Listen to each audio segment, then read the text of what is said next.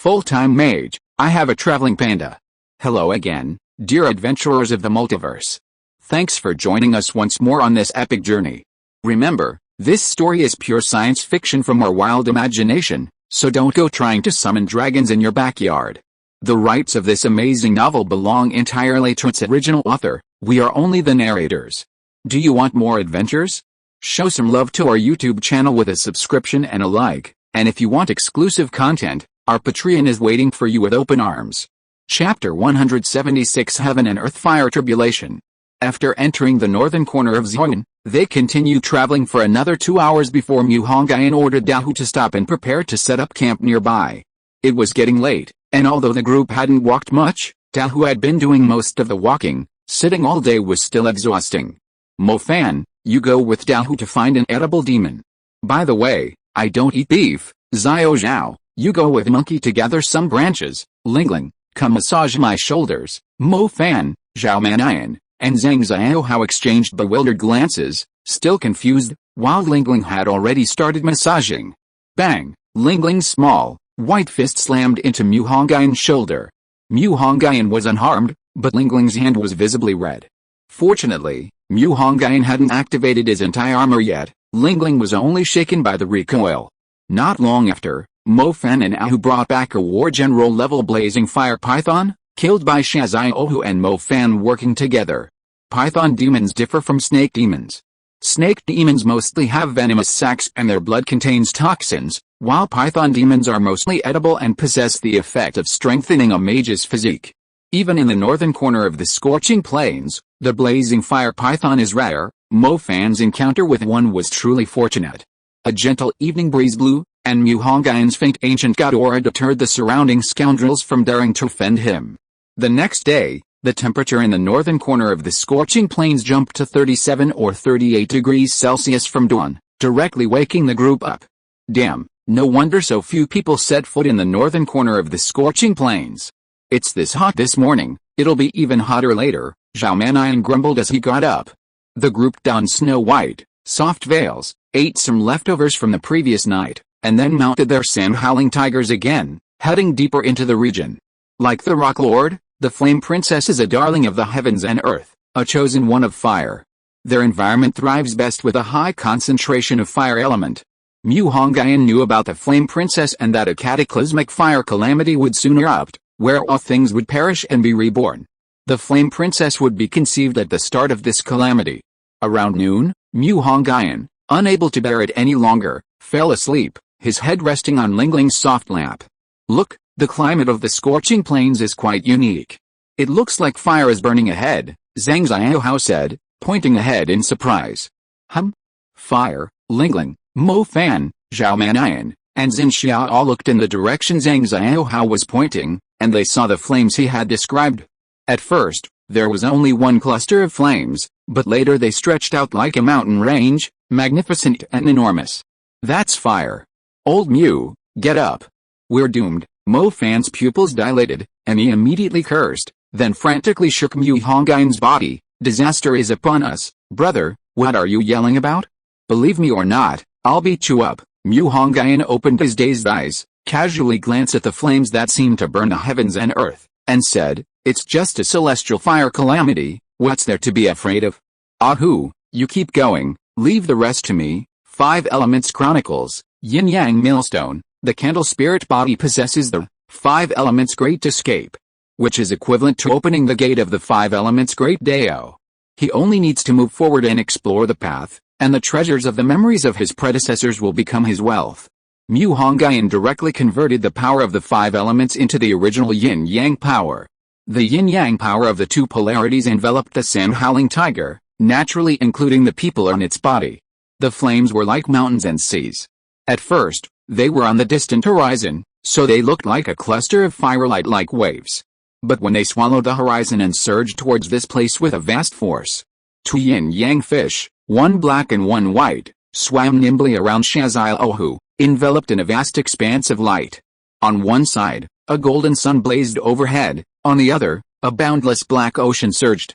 The yin-yang power, radiating an aura of destruction, devastation, and terror, instantly extinguished the heavenly fire, breaking it down into primordial spiritual particles that dissipated into the world. Wow, this is fucking amazing. Mo Fan's face still beaming with joy, he laughed heartily. In Dunhuang, a military region was stationed north of the Dunhuang region. As a monstrous heat wave swept through the region early in the morning, the alarm bells rang within the high command. The high-ranking officers quickly gathered around a long table. A man with tan skin and a large military cap stood in the center, holding newly acquired data. My survey team reports that a massive fire calamity recently occurred in the northern corner of the Scorching Plains, annihilating countless Scorching Plains creatures, the 10th military commander began. Upon hearing this, the other members of the Military Intelligence Bureau attending the meeting showed expressions of surprise and delight. These officers, stationed there year-round, knew that the northern corner of Zhuangyan, isolated by the Shaoang River in the vast Gobi Desert, was an undeveloped, pristine land, a mysterious haven teeming with unimaginable resources and treasures. Legend had it that the northern corner of Zhuangyan experienced a unique period after a fire calamity. After being thoroughly baptized by the fire god, the resources of this homeland would sprout like bamboo shoots after rain, making the already hidden natural treasures even more valuable, and giving birth to countless new treasures. The fire calamity was indeed a symbol of death, the most terrifying wrath of nature, but for those who survived, what awaited them was a fiery feast opened by the northern corner of Zhuangyan, a feast to be enjoyed. Several officers in the military region argued fiercely for the opportunity to go to the northern corner of Zhuangyan. Not only the military region, but also the city's magic association, Hunters Alliance, aristocratic families, and organizations were likely gathering manpower to go to that mysterious haven. With Mu Hongyun's protection, everyone safely weathered the fire tribulation. What was that just now? Zhao Manyan and Zhang Xiaohao were still shaken, their faces showing fear. I heard that this kind of fire tribulation only happens once every few years in the northern corner of Zhuangyan, and it's never been this large before. The fact that we survived this fire tribulation means we'll be very safe entering the northern corner of Zhuangyan. Most importantly, the fire tribulation is a baptism for the northern corner of Zhuangyan, angrily killing or driving away all those who aren't truly of fire bloodline. And after this baptism, the entire northern corner of Zhuangyan might actually give birth to even more rare and precious treasures. This was the first time Chen Ying had spoken so much. It was clear she genuinely didn't want Mu Hongyun and his group to give up halfway. Chapter 177 The Spirit of the Five Elements. So, the north corner of Zhuangyan is now covered in gold, Mo Fan asked, his eyes gleaming. He hadn't understood a single word of Chen Ying's long-winded explanation, only the last phrase, treasures everywhere. Being a mage is an expensive profession, most people can't advance because they lack resources. The Star River vein alone, needed to advance from mid-level to high level, is worth over 100 million. Therefore, the path of a mage is off-limits to the poor. The hunters in the Hunters Alliance are mostly poor mages, showing that even becoming a mage doesn't guarantee a change from their impoverished fate. Ahoo, charge in. All the treasure is mine, Mo Fan shouted, stomping on Xiaohu's head. How? Mu Hongyun sneered disdainfully. He stretched out his hand, 5 elements of spiritual light flashing, a mysterious and profound radiance emanating a chaotic aura. Stars intertwined to form dense scriptures, the 5 elements merging, and finally, 10 valiant elemental giants descended like gods to Xiaohu's left and right. These elemental giants were hundreds of meters tall, clad in armor inscribed with ancient runes, their imposing presence and heroic bearing magnificent. These were all spirit bodies created by Mu Hongyun using his divine powers, possessing strength at the Grand Commander level. Mu Hongyun's voice boomed, "Go. Find all the treasures on this land and offer them to me." "Yes, sir," the 10 elemental giants replied in unison, their armor clanging loudly. Mo Fan and the others were already used to it, they had been surprised more times on this journey than in their entire lives. Now they were accustomed to it, they would only be surprised if Mu Hongyun couldn't do something. Unfortunately, Mu Hongyun's spirit body possessed too few abilities.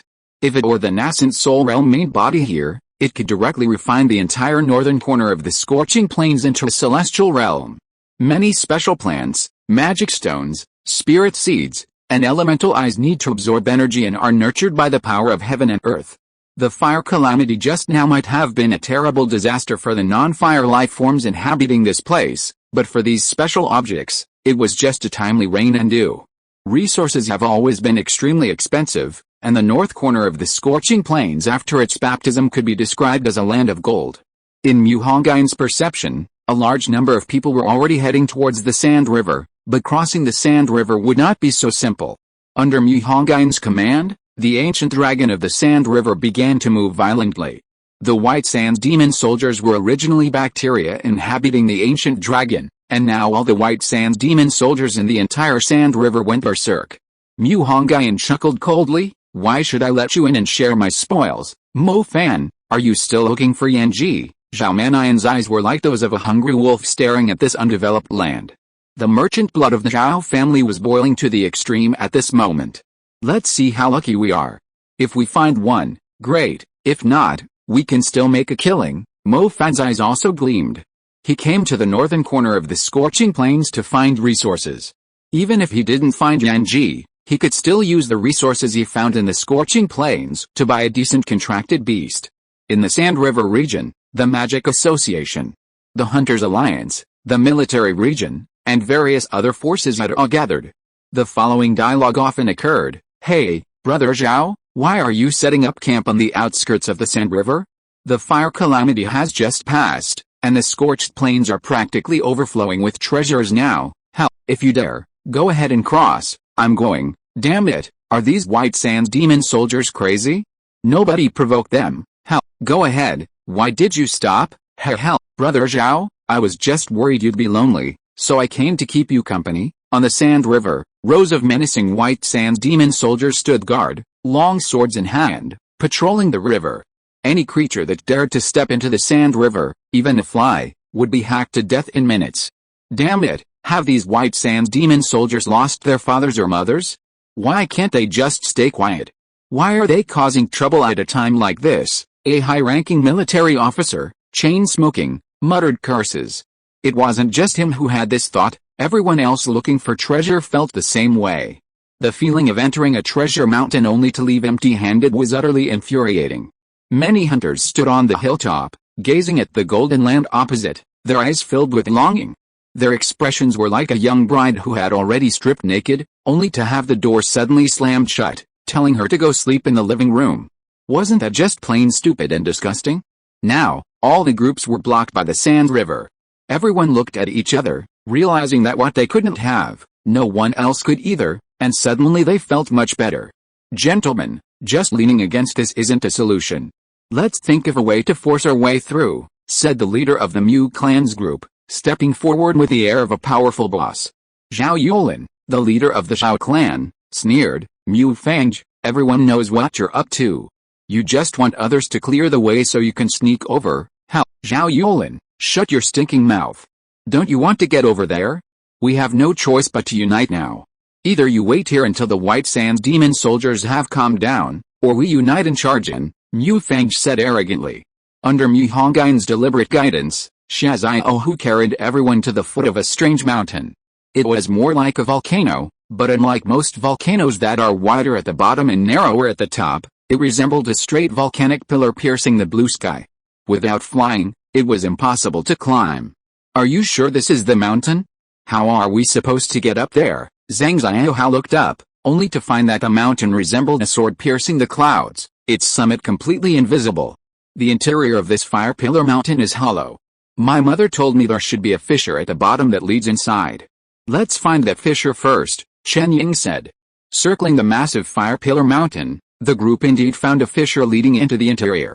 Compared to the colossal fire pillar mountain, it was just a small fissure, but to humans, it was like a torn cave, widening as they went deeper. Following the fissure, they could feel a clear upward winding path. The rocks inside were a mix of flame-like crystals and rock, incredibly smooth. Along the way, they collected some more fragments of spirit seeds, suggesting this cave was a good place for tempering. With a careful search, they could surely find one or two more spirit seeds. A friend recommended a new book, Full-Time Magister, Crimson Descent. Chapter 178 Simple Things Should Be Solved Simply. "Take the mountain path," Mu Hongyun said. "Are you looking down on me? I'll just fly you up there." He unleashed his supreme power, freezing the entire space and flying up the towering mountain with Xiaohu.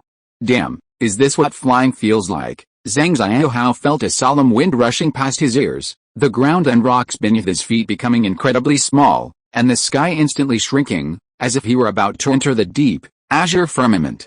Damn it, I feel so insecure without the winged demon gear. Zhao Mannion hugged Mo Fan tightly, while Mo Fan's face bulged with veins as he roared, "Old Zhao, let go of me.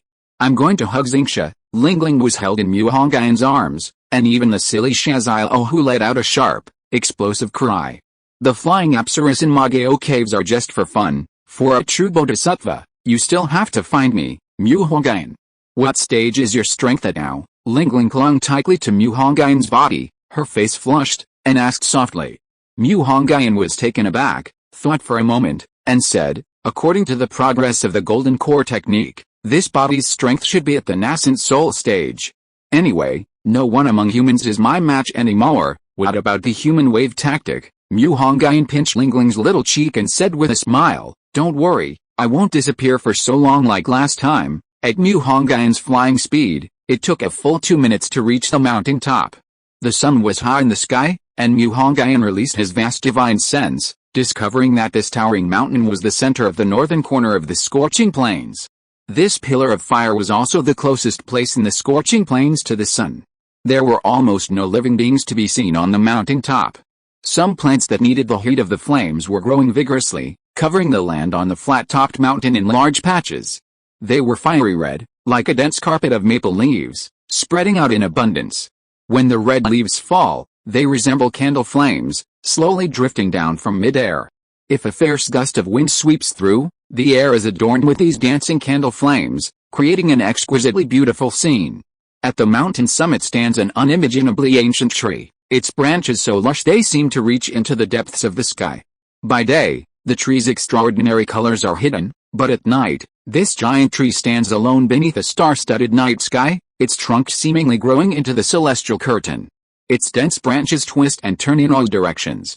Standing beneath a giant tree and looking up, one feels as if countless stars adorn the treetops, as if the entire tree is draped with those glittering stars. The beauty of the scene seems to cleanse the soul. Ring, suddenly, a light, melodious voice echoed from the fire cloud tree forest beside the giant tree. A graceful figure, engulfed in flames, flew rapidly out of the forest, issuing a warning to the group in the air. Could that be Yanji? Chen Ying, with her sharp eyes, instantly spotted the fiery creature, its color matching the crimson maple leaves, and exclaimed in shock to the others.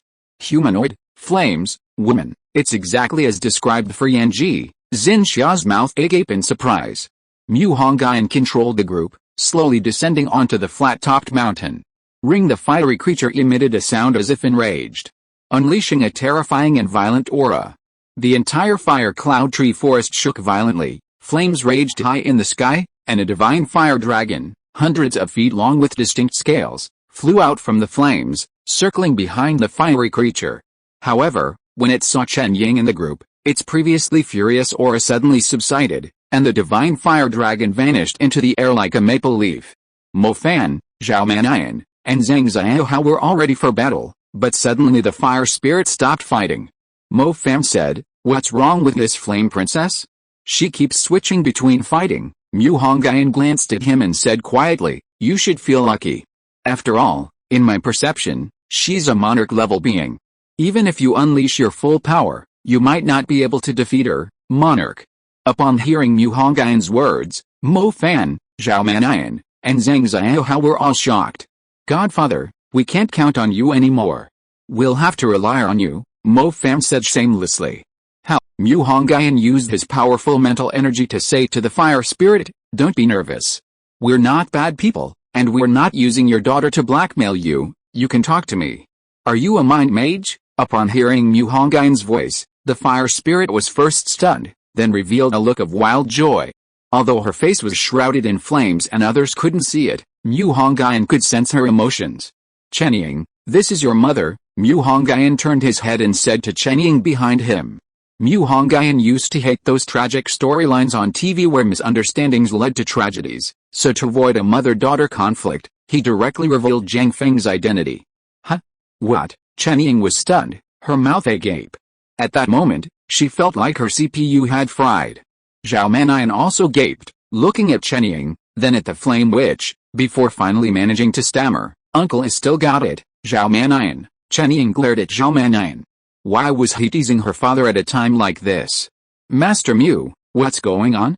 I don't quite understand. Zhao Mannian, all smiles, approached Mu Hongyun and asked in a low voice. About 12 years ago, my father and mother went to the northern corner of the scorching plains to search for a fire-type spiritual seed, but unexpectedly encountered a fiery tribulation. They desperately tried to escape to the distance, but the tribulation rolled too fast, and they were about to be engulfed by the flames, Qinling said suddenly with a somber face. That shouldn't be the case. If your parents encountered a fiery tribulation more than 10 years ago, shouldn't they both be dead? But your uncle Zhao Yulin is fine, and he's living a very comfortable life with his second wife, Zhao Mannian said. My mother's secondary cultivation was wind type. In order to allow one of them to escape, she used all her wind-type magical tools and the last wind spell she could cast on my father. This allowed my father to return to the family unharmed. He said that the treasures he brought back were the most scarce resources for the family, helping our family overcome a difficult time. As a result, his status was completely different from before, Qinling said. My mother was engulfed by the flames of the heavenly tribulation, but because she majored in fire magic, and for some unknown reason, she survived. She was rescued by a creature completely enveloped in flames, who fed her some special fruits from the scorching plains, barely preventing the flames from burning her internal organs as well. She lived in the scorching plains for many years, and due to severe injuries, it took her a long time to recover before she could move again. Years later, she encountered a pair of hunter mages who came here to search for treasures.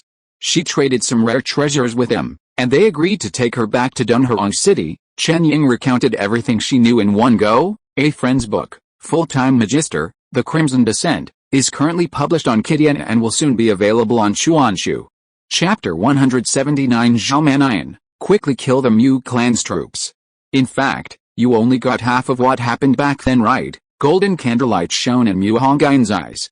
He was the source of time and years, so when he gazed, he could extract and examine everyone's life. His gaze fell on the flame witch, and what appeared before him was the scene from 10 years ago. At this moment, everyone seemed to see a red-black dragon-shaped creature emerge from behind Mu Hongyun, with winding dragon horns as noble as an emperor, deep red scales containing ancient inscriptions, and a massive body that appeared and disappeared above the clouds. She was swept away by the flames of the heavenly tribulation. The fire tribulation fruit could not completely save her, so she could only abandon her body, and her soul attached itself to new life, living in the form you see. Mu Hongyun's voice was like thunder, recounting the truth of that year. No, the scene that Zhang Feng encountered more than 10 years ago was projected by Mu Hongyun in the form of light and shadow. After seeing it, Qinling completely collapsed. If the flame witch before them was Qinling's biological mother, then who is the white-robed woman who had lived in the Zhao clan's territory for so many years? Wasn't she Qinling's mother? In fact, after Mu Hongyun revealed the truth of what happened back then, Qinling had already believed most of it. But when she truly accepted the fact, she still found it hard to accept. If you still have doubts about this matter, I have another way to prove it, Mu Hongyun said calmly. What way? Qinling and Zhao Mannian asked together. Mu Hongyun said, do you remember which magic elements your mother possessed? Fire, earth, and space. Qinling replied without hesitation, I understand, you mean the magic of the person impersonating my mother. After explaining Qinling's family affairs, Mu Hongyun looked at the flame witch and said, your family affairs have been explained. Now you can hand over the fire calamity fruit. Hearing Mu Hongyun's words, the flame witch regained her senses, took a few steps back, and looked at everyone warily. Don't make a futile struggle. If I intervene, you won't even have the chance to resist, Mu Hongyun said domineeringly.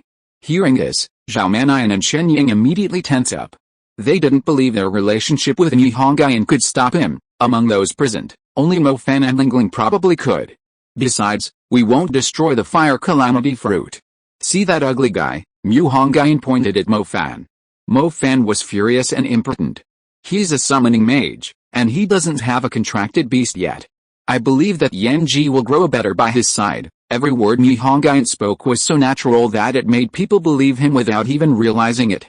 The flames on the flame witch's body flickered, as if she were saying, how can I believe this? Mu Hongyun laughed, have you forgotten that I can see the fate of living beings?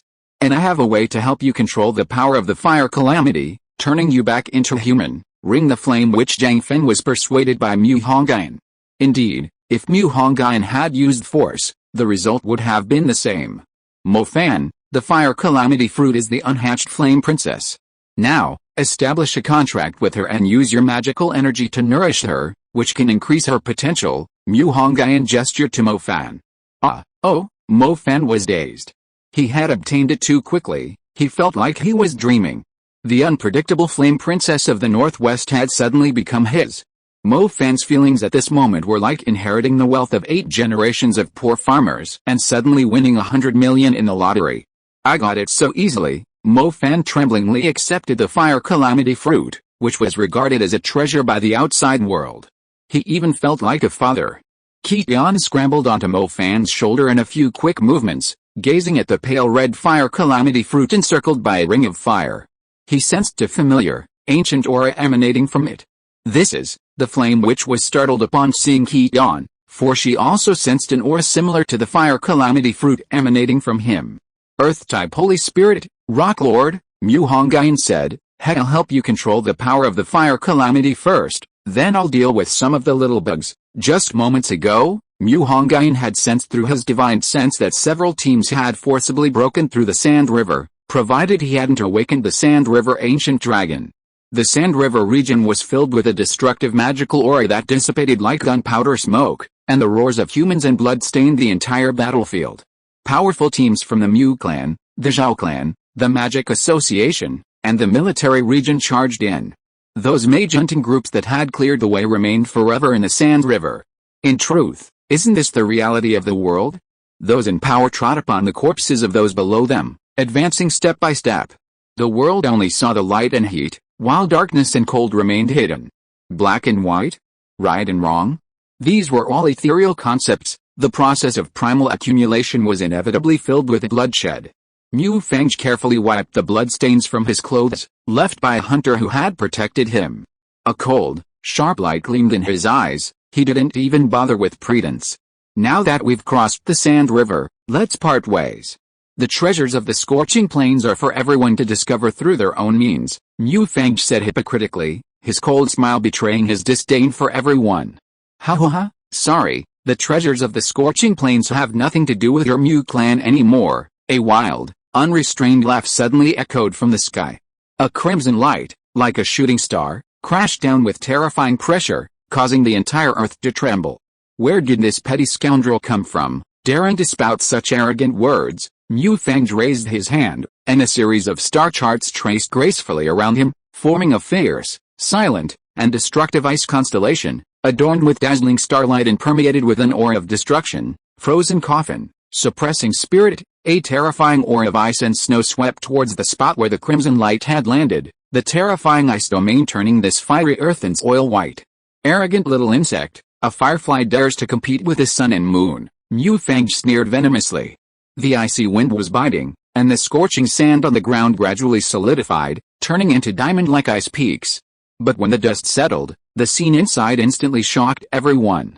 Mu Hongyun stretched out a hand, and a high-level ice magic that could severely injure a commander-level demon had no effect on him.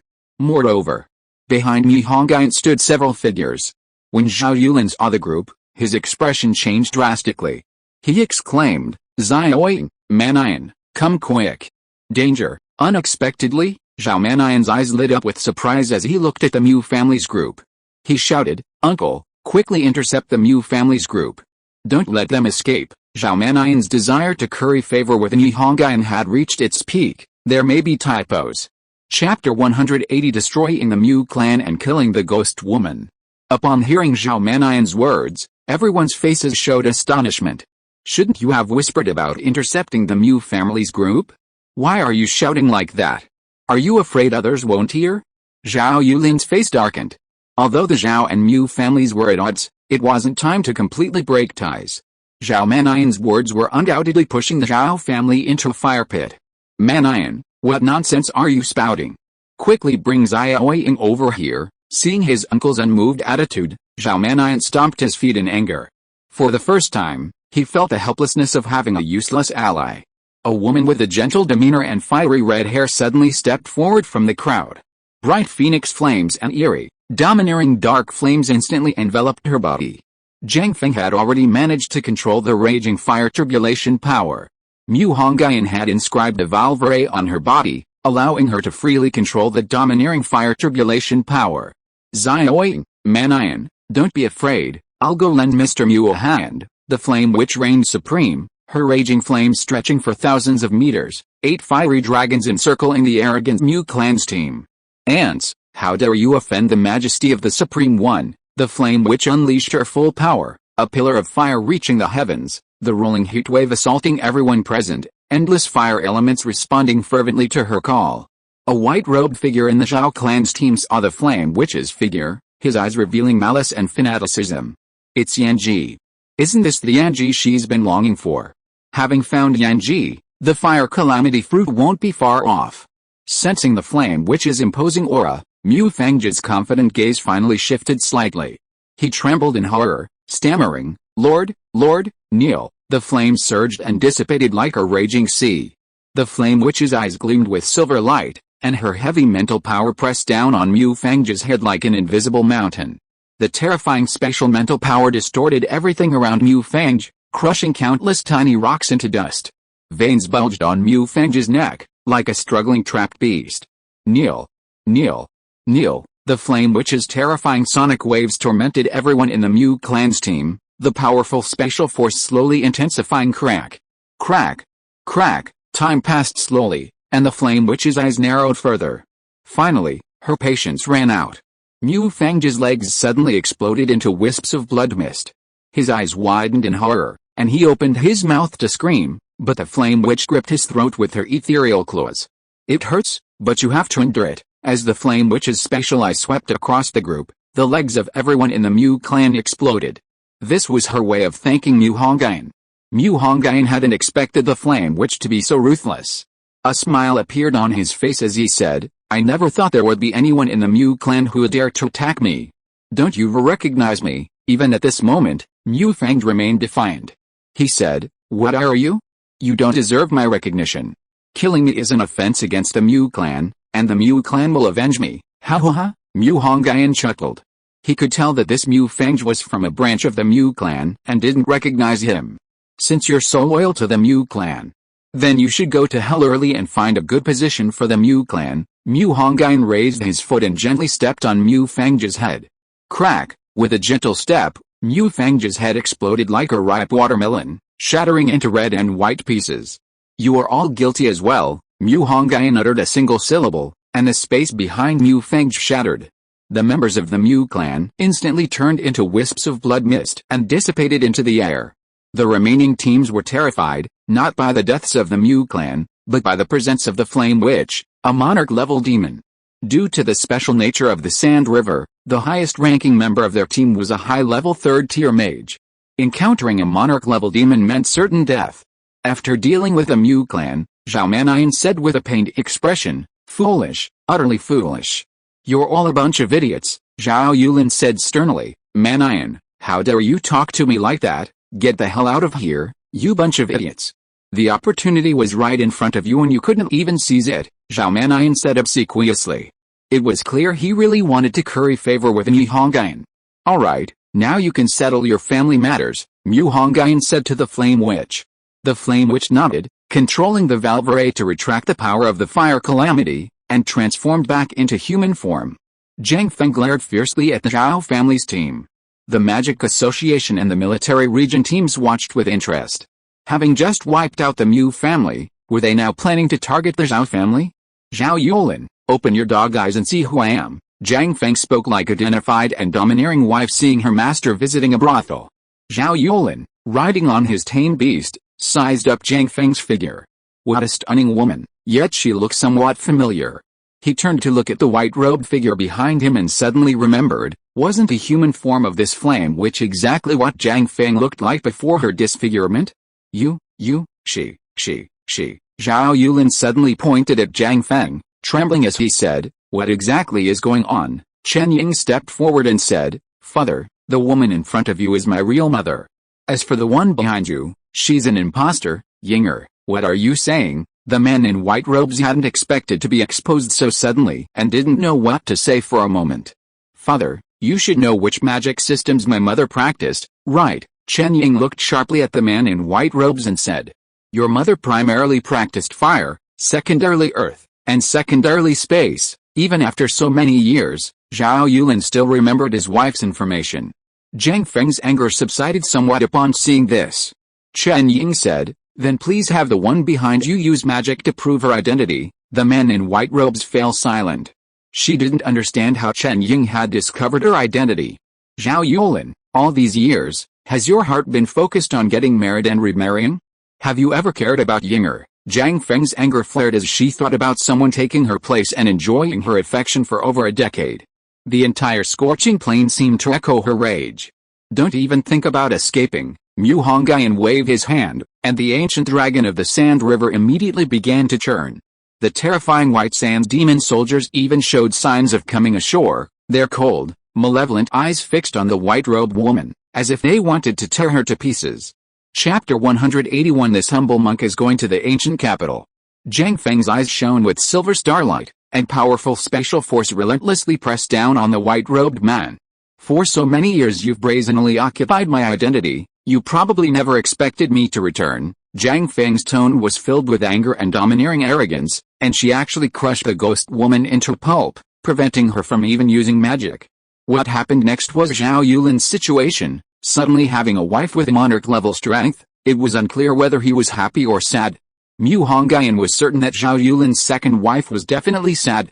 Mu Hongyun retrieved the 5 elements giant spirit, storing all the looted treasures in his storage space. Once the main body awakened, these fire resources could elevate the breath of flame's divine power to another level. Then, soul fire and heavenly fire would all be nothing.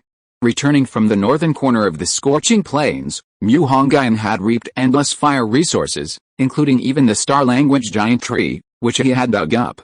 Mo Fan reaped the fruits of the fire calamity, and on the 3rd day after returning to the demon capital, Yanji was born, adding another little sister to Meng Lan and Qian's family. Zhang Xiaohao and Xin Xiao also gained some resources, though they were gifts from Mu Hongyun. Qinling gained a mother. Only Zhao Mannian gained, well, let's just say he's a bit eccentric. It's said that after returning to the demon capital, Zhao Mannian went straight home and caused a scene, even scolding his grandfather at the morning hall, saying that his uncle had missed countless opportunities to rise to power. The morning hall erupted in uproar. After returning to the demon capital, Mu Hongyun kept moving between the Mu family's territory and the Qingshan hunting grounds. Outside the ancient capital's walls, the deathly paradise of the dead, due to the leakage of energy from the abyss of fiends, caused a large number of spirits to awaken from ancient tombs. Since the first emperor established the necromancy system, those buried outside the ancient capital had turned paradise of the dead into a dead zone. A lost historical record once stated that necromancy was not the true brainchild of the first emperor. The emperor's real ambition lay in achieving immortality. The abyss of fiends erupted, the undead awakened, and the dense death aura blotted out the sky. Even before sunset, the undead were already active. For the past few days, the entire map outside the ancient capital's walls had turned red, because the undead factions in the heaven of the dead were numerous, from the Qin, Han, and Tang dynasties, each locked in fierce battles. Occasionally, 2 large skeletons would fight, attempting to devour each other, only to reach the city walls and be exploited by humans. In the Demon City, at the Azure Sky hunting grounds, Fang Zheng, after serving as a gatekeeper for some time, finally realized he couldn't continue slacking off in the Demon City. Esteemed benefactors, this humble monk may have to leave for a while. His master had instructed him to descend the mountain and see through the illusions of the world, but he couldn't see clearly. He had just heard that the spirits of the dead in the ancient capital were rioting, and he was going there to perform rituals to appease them. Where are you going? Lingling asked. The ancient capital, Fang Zheng said with a sorrowful expression. Lingling stood up. Stretching her muscles stiffened from meditation, and said, I heard the spirits outside the ancient capital are causing quite a ruckus, that's why this humble monk is off. With that, Fang Zheng bid farewell to Lingling and left the Qingshan hunting grounds. It wasn't until the next day, after Mu Hongyun arrived at the hunting grounds, that Lingling told him. After Fang Zheng left, Miao came to see him once. During this time, Fang Zheng treated her like an older brother. After learning of Fang Zheng's departure, the little girl was somewhat disappointed, and spent an afternoon at the hunting grounds, not coming back the next day. Mu Hongyun was currently immersed in a tender embrace. The baby in Mu Nujiao's belly was growing increasingly steady. Deep within the Taihang Mountains, in the grotto heaven opened by the spirit of candle, a cocoon of chaotic energy pulsed actively, like the heart of an ancient god. Vast amounts of blood energy enveloped the entire Taihang Mountains. The essence of the ancient god candle, besides propelling his cultivation, also extended most of his supernatural abilities.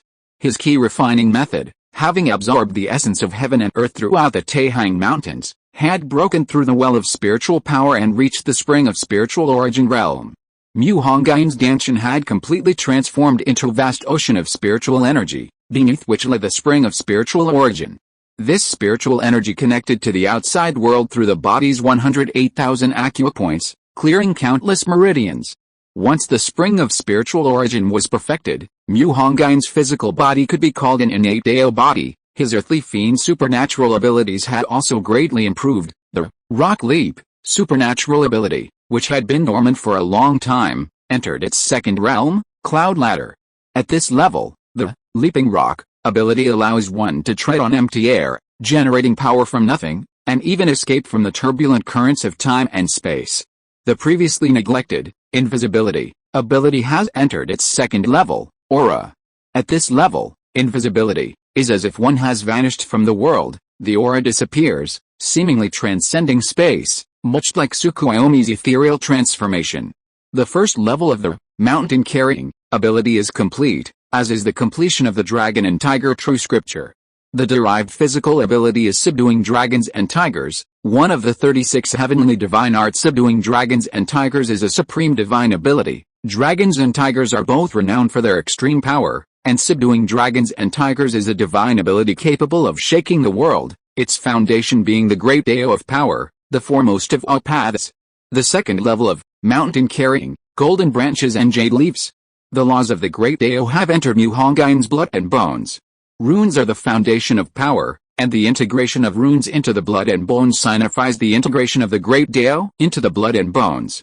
The golden branch and jade leaves body refining manual is called the divine, vast, perfect, and sovereign great method. This method focuses not on self-cultivation but on universal salvation. The feedback from sentient beings is tempered by divine fire, ultimately transcending the world. Besides this, Mu Hongyun also unlocked two earthly fiend techniques, penetrating the netherworld, mega strength, and shifting stars and changing constellations, and one heavenly divine technique, penetrating the netherworld, is said to be profound and divine, allowing one to perceive the underworld and hell, and see through illusions. Simply put, it allows one to traverse various planes and see through illusions. Mega strength possesses 4 realms: Bash, Qilin, Yinglong, and Tuang the divine ape. Mu Hongyun possesses the power of Bash, undergoing a complete transformation, with strength reaching 10,000 Zhan, shifting stars and changing constellations, ranks among the top 3 even among the 36 heavenly divine techniques. As the saying goes, when heaven unleashes its killing intent, stars shift and constellations change. This is an unparalleled killing power, encompassing the 3 constants and 4 symbols, the Big Dipper and the vast void. In the blink of an eye, stars intertwine. A single thought can bring life, another destruction. All of this was Mu Hongyun's preparation for transcending the Golden Core Tribulation. The Golden Core Tribulation is different from the Foundation Establishment Tribulation. The Foundation Establishment Tribulation is merely a minor disturbance, while the Golden Core Tribulation is for real. After all, once Mu Hongyun has passed the Golden Core Tribulation, he can escape this world at any time, much like cancer cells in the body becoming uncontrollable. Surely the world's will wouldn't stand idly by and watch cancer cells appear in his body. Chapter 182 The Overbearing Mo Fan. Shortly after Zhang Xiaohao returned to the military region, he was transferred to a small team to investigate the cause of the undead uprising in the ancient capital. Little did he know that his trip would bring about earth-shattering changes to the world. Mo Fan returned to Pearl Academy and heard that he had been nominated for the National Academy Tournament. Although he had already received 3 nominations, he still planned to try for a 4th. Because Mu Nujiao was pregnant, Ai Tuta was incredibly bored. With her abilities, she couldn't even participate in the ranking matches, and spent her days wandering around the academy with Xianen.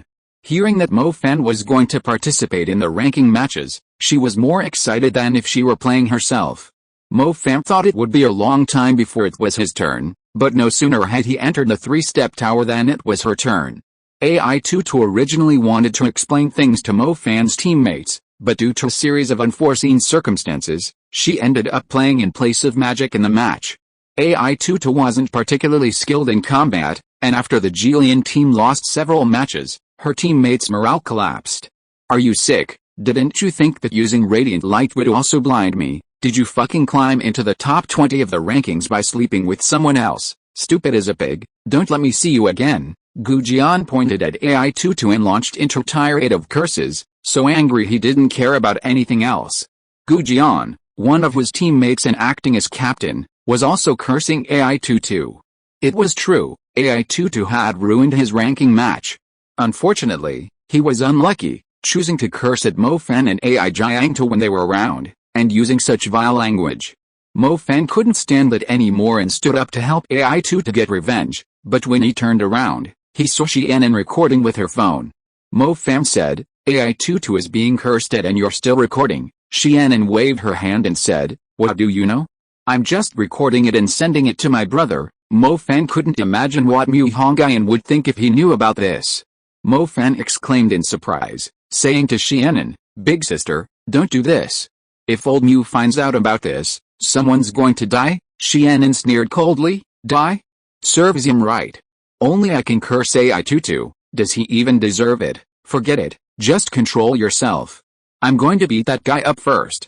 Little flame fairy, come to daddy's arms. The little flame fairy, like a holy fire spirit, made a ringing sound and entered Mo Fan's body, instantly igniting Mo Fan's entire body with domineering flames.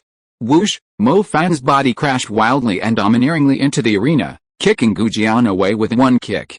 Although his magic cultivation had increased rapidly, his martial arts hadn't fallen behind.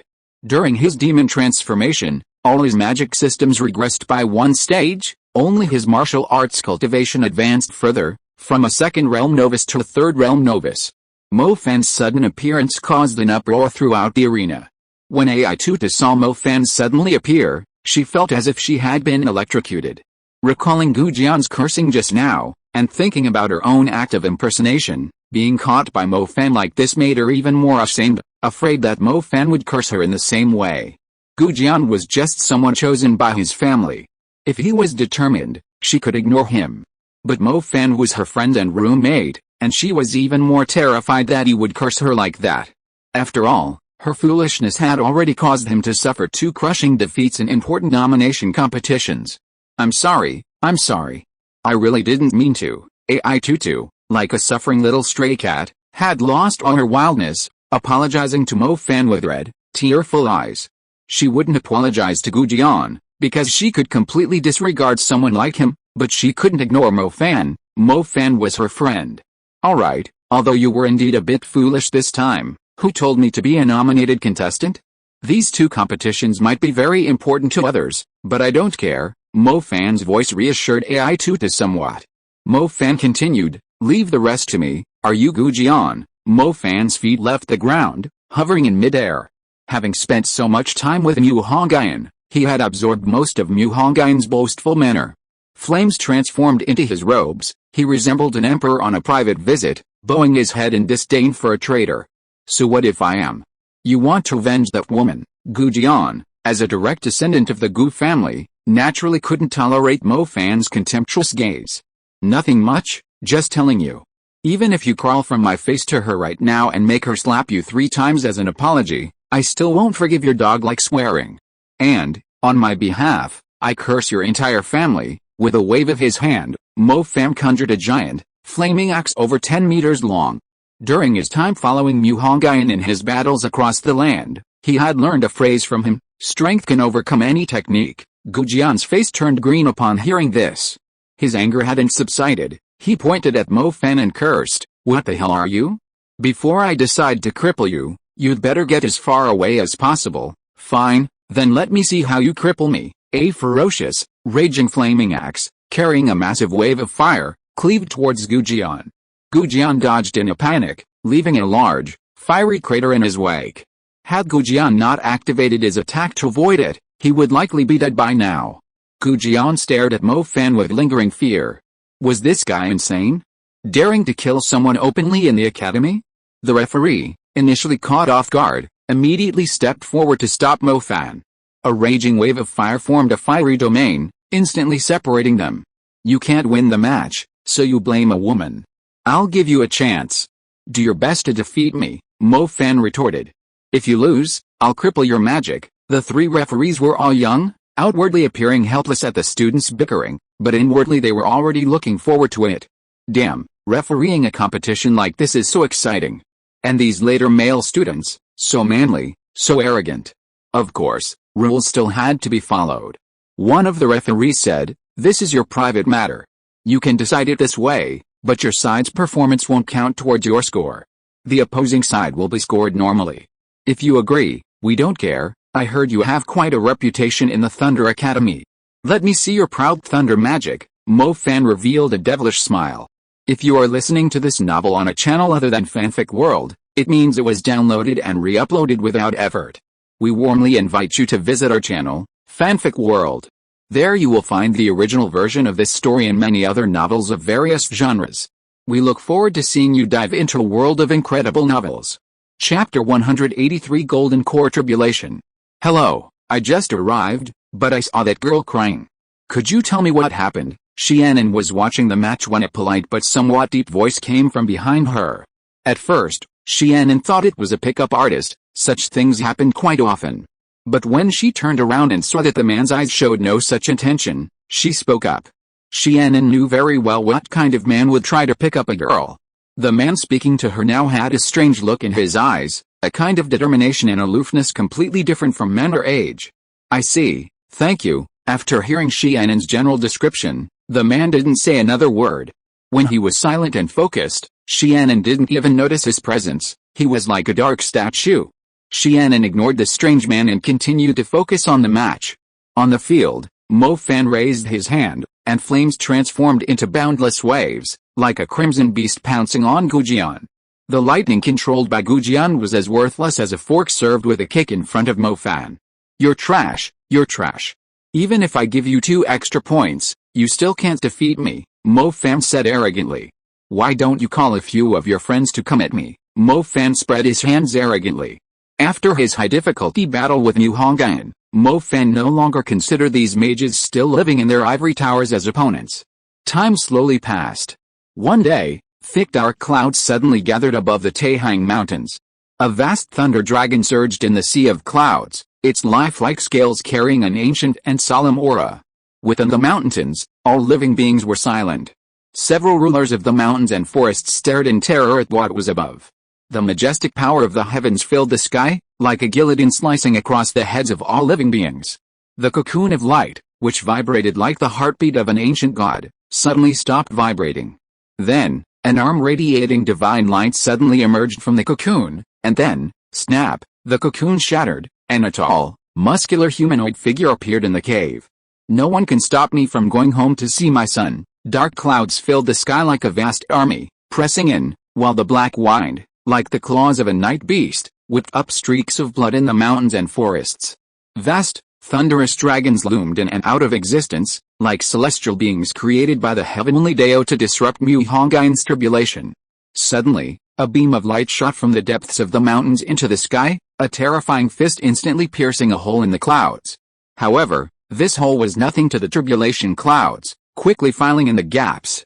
The rumbling thunder seemed like a silent mockery of Mu Hongyun by the heavens. His killing robe automatically concealed his body. His eyes flashed with lightning as he summoned the Dragon Prince spear, arrogantly declaring, "You cannot bind me." Boom. A dazzling pillar of lightning crashed down, 100 times more powerful than the thunder punishment of the Great Judgment Sect. Unfortunately for him, Mu Hongyun's progress was far more rapid. On the other side, Qi felt the tremor from the contract and couldn't wait to teleport over. However, Mu Hongyun didn't agree.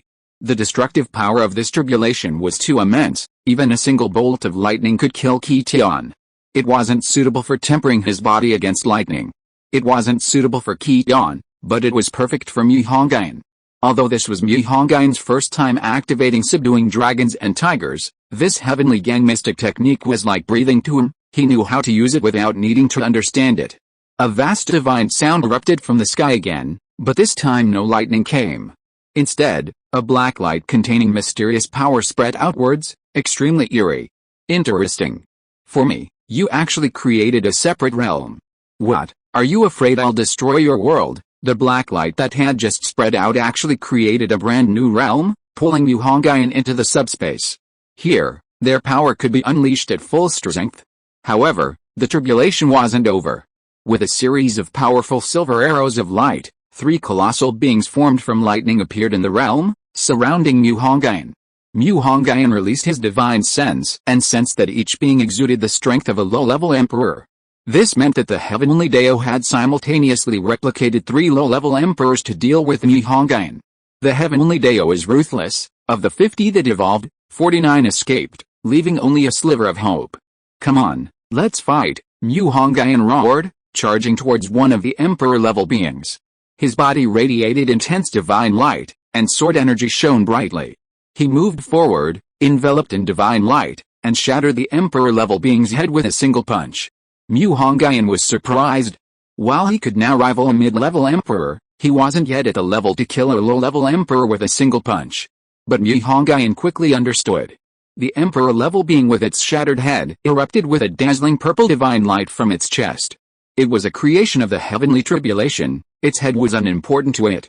Heavenly Dao, now that you know my methods, stop playing these petty tricks. Mu Hongyun laughed heartily, his immense power instantly annihilating an emperor-level being into a rain of thunder, scattering across the endless void, sun, myriad phenomena, moon, seated in frosty heaven. After shattering one emperor-level being, Mu Hongyun immediately attacked the second, his terrifying sword energy savagely striking, behind which seemed to roar like an ancient god. Before long, the scattered emperor-level being reassembled, but compared to the other two, its light was much dimmer. Although they possessed the combat power of emperors, they were ultimately not emperors, otherwise Mu Hongyun wouldn't have been able to swiftly annihilate one of them. Shifting stars, don't get distracted, I haven't had enough yet. Mu Hongyun activated his supreme killing technique, and suddenly, countless ancient, vast, and boundless stars appeared above his head, within which God seemed to flicker. The celestial constellations resembled a grand, rotating array, with Mu Hongyun himself at its core. In a mere instant, Mu Hongyun unleashed 3 attacks, each terrifying beyond measure, enough to shatter even emperor-level beings.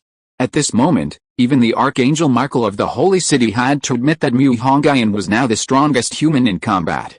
As Mu Hongyun attacked, the Samadhi True Fire roared forth, sweeping across every corner of the Dark Realm. Although this divine power was only at the first tier, no one should dare underestimate the Samadhi True Fire. 3,000 Dao kingdoms, the terrifying Willow God Dharma imagery appeared, with 3,000 mysterious orbs of light floating around Mu Hongyun, each orb concealing the nascent form of a world.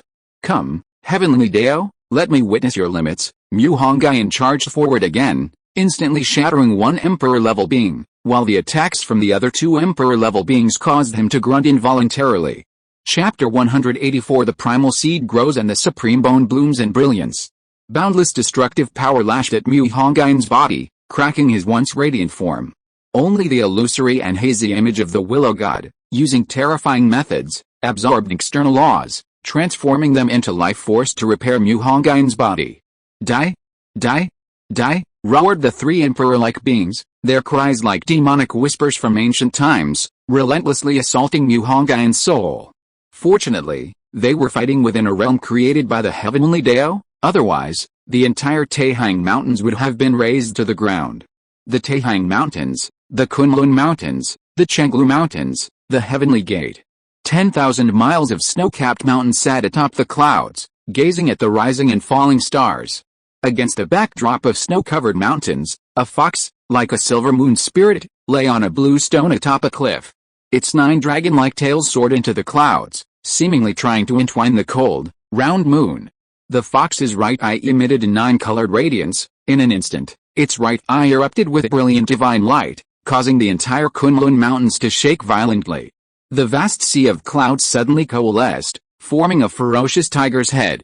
It asked in an ancient language, "Z, what have you seen now?" A languid, beautiful silver fox swished its exquisite tail and said, "Soon, a great terror will descend upon Kunlun," even alarming the ancestor below. The tiger's head formed by the clouds showed obvious shock, and a chilling aura instantly enveloped the entire mountain range. To alarm an ancestor, what a powerful being that must be. Could it be that the one from Antarctica traversed half a planet to reach Qinling? That doesn't make sense. Above the Taihang Mountains, although the boundary barrier blocked the way, the battle between the four emperors still reached the capital. Instantly, the entire capital went on high alert. The central military region detected emperor-level energy fluctuations, but the source of the energy was still unknown. The chief grand mage of the Forbidden City, Peng Lai, and the divine general, Yi Kishu, wore solemn expressions. Fortunately, they had activated the triple security barrier in time, otherwise, the combined power of the emperor-level battle would have left a psychological scar on everyone in the city. In the Mu family mansion, the candle spirit sensed a vast and surging aura. It stretched out its hand, and a barrier formed by the power of the five elements materialized, blocking the tidal wave of power. Mu Nujiao trembled slightly and asked, What happened outside?" The candle spirit replied, "The main body has awakened and is undergoing tribulation. I'm going to lend a hand." With that, the ancient god candle manipulated space and time, transforming into a 10,000-foot-long crimson dragon that soared into the clouds, crashing into the boundary above the Taihang Mountains. Within this boundary, there were no concepts of time or space. Mu Hongyun had already fought tens of thousands of rounds against the three emperor-level beings. Roar, a dragon's roar shattered the heavens. A dragon-shaped being, ignoring the boundary set by the world's will, appeared within it. The concepts of time and space originated from the candle. To be precise, the candle was also half a parent of the world's will. Golden blood spilled from Mu Hongyun's lips. His body had twisted and repaired countless times. Even the three true emperors should have been annihilated by now. Yet, despite having destroyed them countless times, they still managed to revive from their annihilation. Meanwhile, amidst the relentless battle, the peerless and magnificent willow god Dharma form, rooted in the realm, continuously absorbed the power of the tribulation lightning, transforming it into life force. A crimson dragon-shaped being transformed into a figure clad in a dark crimson robe. Golden candlelight pierced a chaotic mist in the crimson being's eyes, and with a single palm strike, an emperor was instantly reduced to dust, dissipating into nothingness. The ancient god candle used the 9 breaths of ki absorption, converting the dense power of the tribulation into its own source power, replenishing its past deficiencies. Great five elements divine wheel, spear of judgment, lightning crackled, starlight intertwined. The scene was so dazzling it was blinding. Runes and beams of light surged everywhere, energy surging like a vast ocean. The ancient divine candle's initial move possessed a divine power capable of shaking heaven and earth. Mu Hongyun, with one soul and two bodies, further wielded the dragon subduing and tiger taming technique, imbuing each move with the power to move the world. During the battle with the heavenly Dao, the three pure one's primordial seed also grew. The once insignificant seed finally broke through the soil that hindered it, growing into a seedling. The three pure one's primordial seed successfully entered the next stage, unlocking a divine power even more powerful than the heavenly gang mystic method, controlling the five thunders, the three pure one's thunder technique. The three emperor beings, who had been blasted countless times, suddenly paused, as if about to unleash a final attack. Bang! Bang! Two of the emperors suddenly exploded into a rain of light, runes spreading within the rain of light, and an indescribable power surged into the surviving emperor being. Its aura suddenly increased step by step, quickly rising from the initial emperor to the intermediate emperor. Mu Hongyun's expression changed drastically, and he strode forward, knowing he could not allow it to advance to the advanced emperor level. Kill! Ancient god candle roared, his entire body blazing with golden light. The five elements divine light transformed into battle armor, wrapping around him, runes protecting him, dazzlingly bright. Mu Hongyun raised his hands and feet, a rich and abundant sword intent hidden in his palms. This starting stance was the first sword technique he had learned, 5 fingers fist heart sword. This sword used the intent of a fist to greet heaven and earth, but in reality, it concealed killing intent. Stop struggling in vain. The matter is settled, there is no suspense. Mu Hongyun used the willow god technique, dragon subduing tiger, star shifting, and 8-9 heavens technique, fusing them together, making him extremely dazzling, his light shining brightly, almost shattering the realm. Incredibly powerful. 5 elements manifesto, yin-yang grinding wheel. After ancient god candle brought down the spear of judgment, he immediately prepared the next killing technique. The sun, moon, and stars appeared, one side a blazing sun, the other a cold moon, yin and yang swirling, annihilating everything. Boom! With a deafening roar, the imperial being was struck, its radiance scattering into countless rays of light that rained down upon the realm. At that very moment, streams of heat emanated from Mu Hongyun's 5 orifices, 4 limbs, hundreds of bones, and thousands of acute points, a strange energy that flowed and formed an obscure and incomprehensible diagram of the universe and its inhabitants. This strange energy gathered and ultimately converged at Mu Hongyun's godless ground, fusing and evolving into a perfectly round golden core. The diagram of the universe and its inhabitants was inscribed upon this golden core. Having survived the tribulation and achieved the golden core, Mu Hongyun's supreme bone also radiated boundless light, and the second inscription of his treasure technique was resolutely activated. The fusion of this supreme bone with Mu Hongyun had been extremely sudden, leading him to suspect that the supreme bone contained a contingency plan from the Desolate Heavenly Emperor. This second treasure technique was not the reincarnation divine art controlled by the Desolate Heavenly Emperor, but rather one of the 10 fierce treasure techniques, renowned throughout the ancient times. The 10 fiends are, True Dragon, True Phoenix, Qinling, Thunder Emperor, Heavenly Horned, Cricket, 9 Netherhound, Kunpeng, 9-leaf sword grass, and God-slaying stone. Any one of these 10 fiends' peak techniques could destroy this world countless times. Unfortunately, given Mu Hongyun's current strength, destroying the world is somewhat difficult, but annihilating a demon kingdom or country is still within his capabilities. Chapter 185 True Body Returns, Spiritual Body Takes a Name. The heavenly tribulation dissipated, and the full moon shone brightly over the Taihang Mountains, showing no trace of the cataclysmic destruction that had occurred moments before.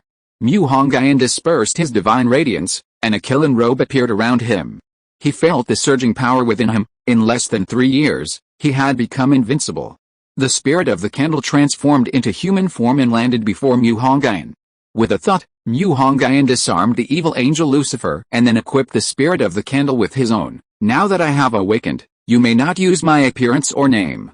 From this day forward, I bestow upon you the name Mu Zu. Go to the ancient capital and await the opportunity to seize the power of the underworld king. Yes, Mu Hongyun took a step forward, and with a shift in space and time, he instantly appeared in the small pavilion where Mu Jiao resided.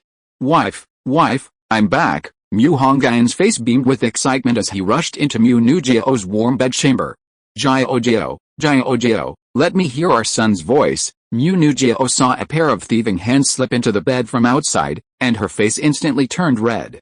Mu Hongyun immediately climbed onto the bed and hugged Mu Jiao, inhaling her sweet scent, and said, "Come, sleep with your husband." Mu Zu transformed into a crimson dragon and soared into the clouds, flying towards the ancient capital. Countless people were fleeing the ancient capital. The chaos of the undead had claimed too many lives. Some predicted it was the most terrifying cholera outbreak in thousands of years, while others said it was just some thieves exaggerating. But even the most outstanding hunter Mage, returning from there, refused to discuss any related events. Zhu Meng, the proposer of the hidden danger strategy, had personally visited Lonely City, and military mages were frequently being mobilized, all indicating that this was not unfounded. What exactly had happened in the ancient capital? No one could answer. Mo Fan sent Mu Hongyun a message saying he had gone to the ancient capital to find Zhang Xiaohao, and that if Zhang Xiaohao didn't make it back, Mu Hongyun should collect his body. The dark clouds were as thick as black velvet, obscuring all the sunlight. There was no rain, the world was gloomy, and the gray and withered colors of the season made it lifeless. The last passenger plane slowly descended from the dark clouds, signifying that the last wave of travelers who dared to venture to the ancient capital amidst the chaos of the dead had arrived in this land of trouble. Even air travel is being suspended. Luckily, we caught the last one. After getting off the plane, Liu Ru couldn't help but sigh. Her beautiful eyes surveyed Yan'an Airport. Strictly speaking, this was her first time traveling far from home, experiencing the ancient capital's atmosphere, so different from the international metropolis of Shanghai. "Excuse me, gentlemen, every passenger landing needs to show their identification and state their purpose." A uniformed person stopped the two at the exit and said sternly. "Am I flying abroad?" Mo Fan frowned, having never heard of such a check. "In these extraordinary times, please cooperate," the uniformed man said. "I'm a tourist. This is my mistress. Her identity cannot be disclosed." Mo Fan replied directly. Liu Ru blushed upon hearing Mo Fan's answer. Couldn't he at least lie in a normal way? What mistress? The uniformed man's expression froze. He'd never seen someone so brazen as to bring a mistress out. Although Nidong had been killed by Mu Hongyun long ago, another vampire had set his sights on the Liu sisters. However, this time Liu Ru was luckier. Before her sister died, Mo Fan had already killed that vampire. Nevertheless, Liu Ru still became a vampire herself, consuming Mo Fan's demonic blood. Of course, although vampires are classified as undead, based on his interactions with Liu Ru over this period, aside from relying on blood to fill her stomach, her aura was no different from a human's. She even retained the vigor and vitality of a young woman, a feast for the eyes. Before Mo Fan even left the airport, he was suddenly kicked in the backside. You think you're healthy? Mo Fan got up, about to yell back, when he saw Muzu smiling at him. Old Mu, what brings you here? Mo Fan said, somewhat surprised. What brings me here? Muzu sneered, taking out his phone and reading. Old Mu, I'm going to the ancient capital.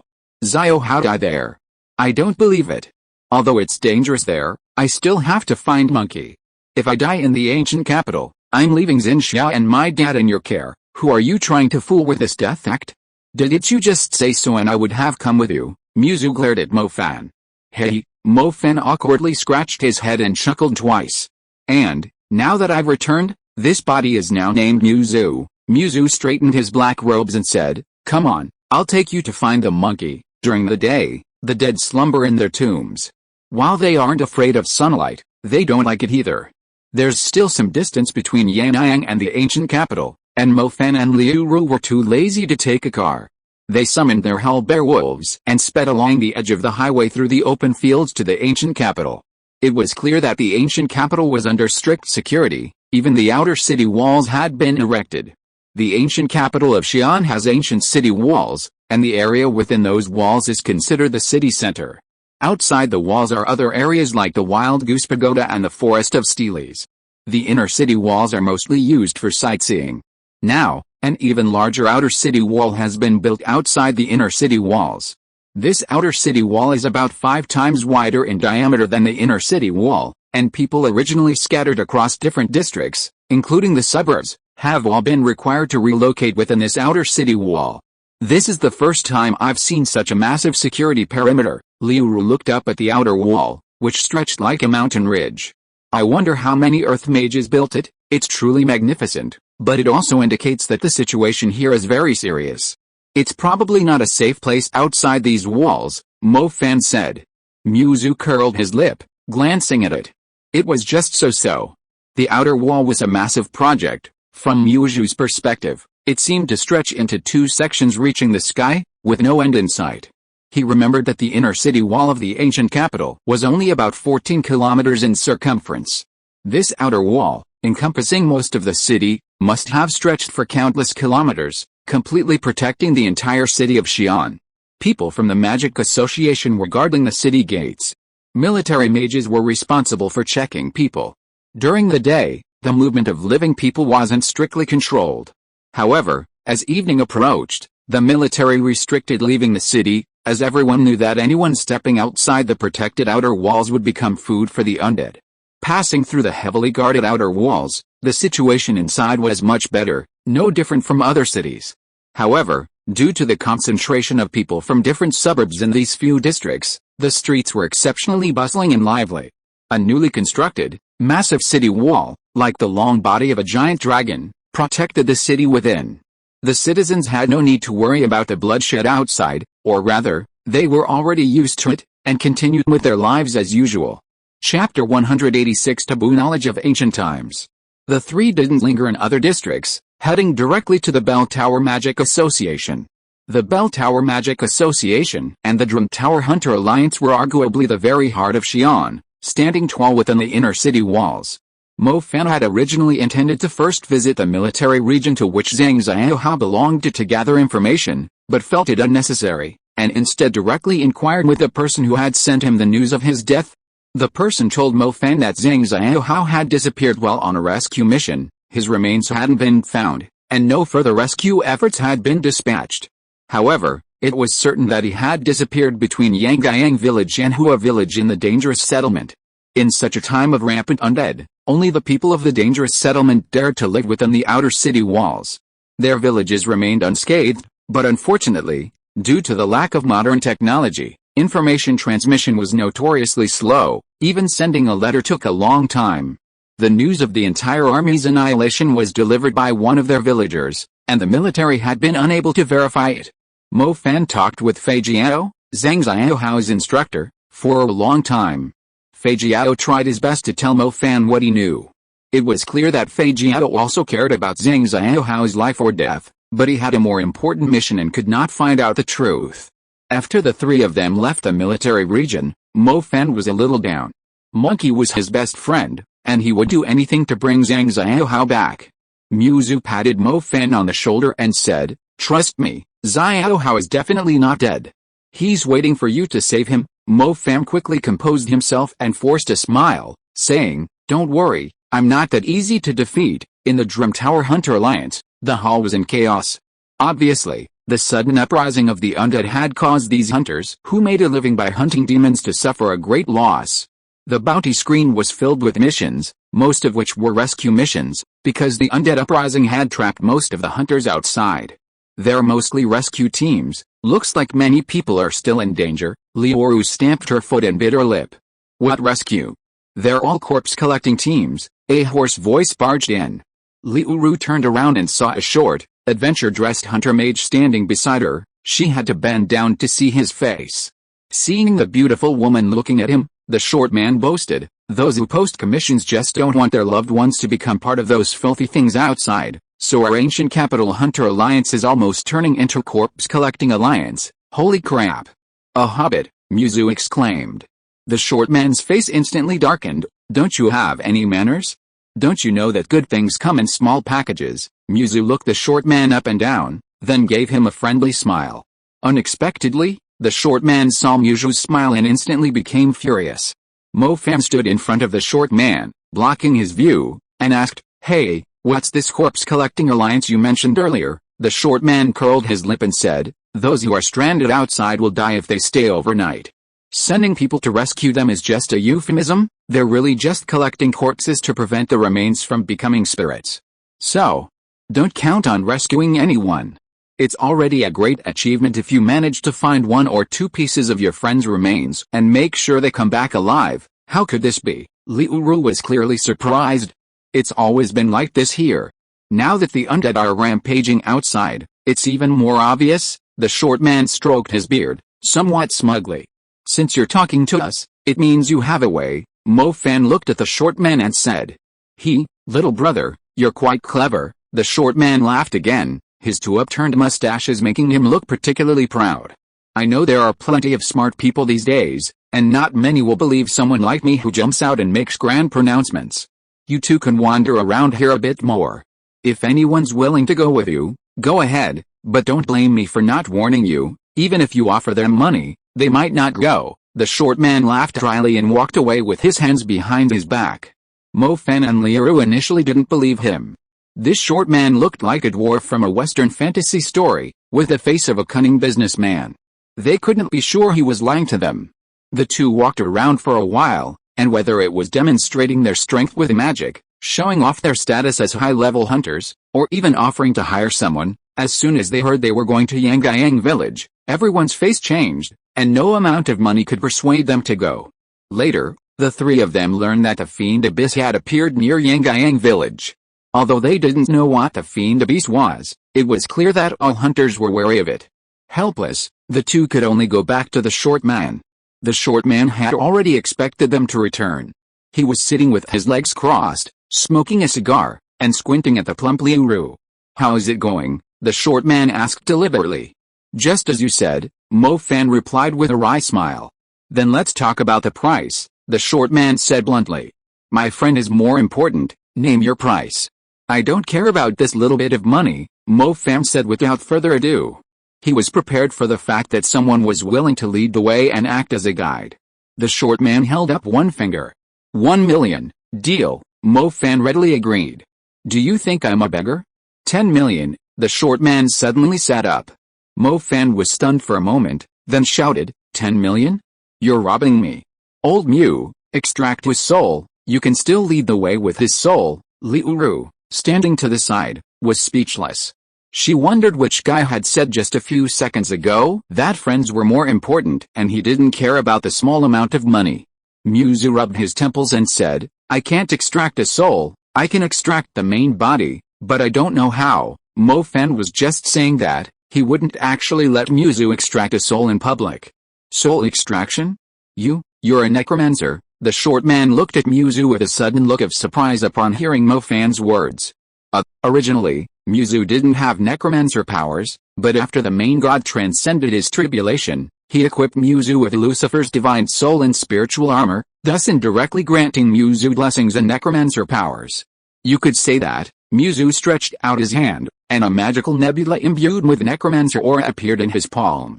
Great! If you have a necromancer, I can give you a 30% discount, so it'll be 7 million, the short man thought for a moment and said. 5 million, Mo Fan replied. Deal. The short man seemed afraid that Mo Fan would change his mind. Damn it, I've lost out. Seeing this, Mo Fan immediately realized that he had lost a lot of money. Old Mu, pay up. Muzu, huh? Mo Fan said in a tough guy tone, I don't have any money. Little Flame Princess ate all my savings, and your Qiyang ate quite a few of my spirit seed fragments. If you don't pay, who'll? Forget it, I'll pay. Liu Ru took out a bank card and said. By the way, is protection included? Mo Fan asked. No, my brothers and I are pretty strong, but you have to be able to protect yourselves.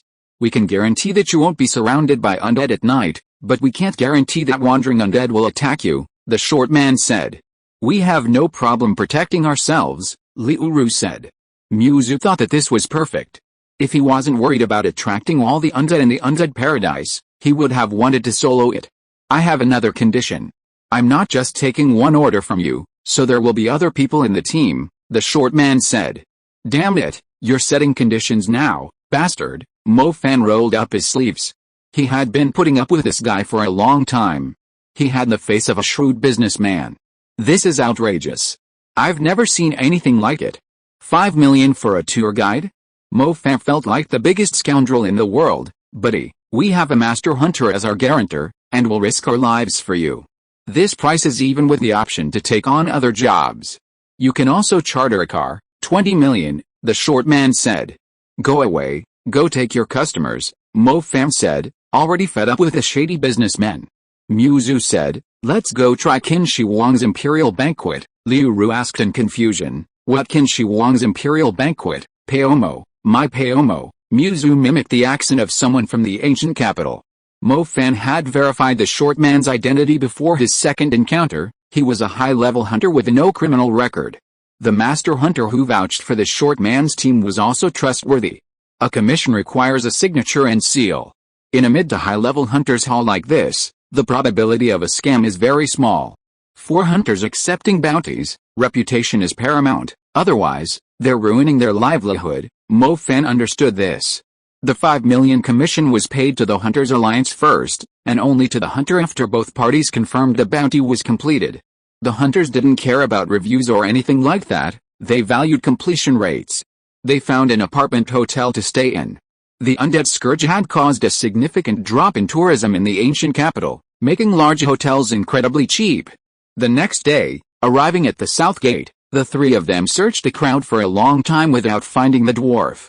It wasn't until the guy was jumping around on his phone while talking to Mo Fan that Mo Fan finally caught a glimpse of his scalp. Muzu couldn't help but sneer again. The dwarf's face darkened again. What are you laughing at? I'm asking you, what are you laughing at? He glanced around and noticed several people had gathered around him. The others looked ordinary, but one woman in the group wearing a black veil caught their attention. Besides the slender woman in the black veil, there were also two brothers who stayed close to her, looking more like followers than companions. Upon seeing the graceful woman, Muzu was immediately surprised, for it had been a long time since a woman had caught his attention. It wasn't just her beauty, this woman also possessed a strange aura. The early morning breeze carried a peculiar smell, but for some reason, the sun's warmth on the earth dispelled it, as if the previous night's dramatic events had never occurred. The south gate was open during the day, anyone traveling could simply register. Leaving the outer city wall, following the dwarf man's directions, the seven began their journey toward Yangyang village. Golden candlelight appeared deep within Muju's pupils, and a magnificent, illusory palace floated in the sea of clouds. It was so vast and imposing, it seemed like a creation from another magical world. The first emperor of the Qin dynasty had countless achievements in his life, having conquered the 6 great demon kingdoms and established a magical foundation of the Eastern Empire. Legend has it that in the beginning, he was not obsessed with immortality. With a magical cultivation that transcended heaven and earth, he used the body of the sacred totem Azure Dragon to build the great wall that defended against the northern demons.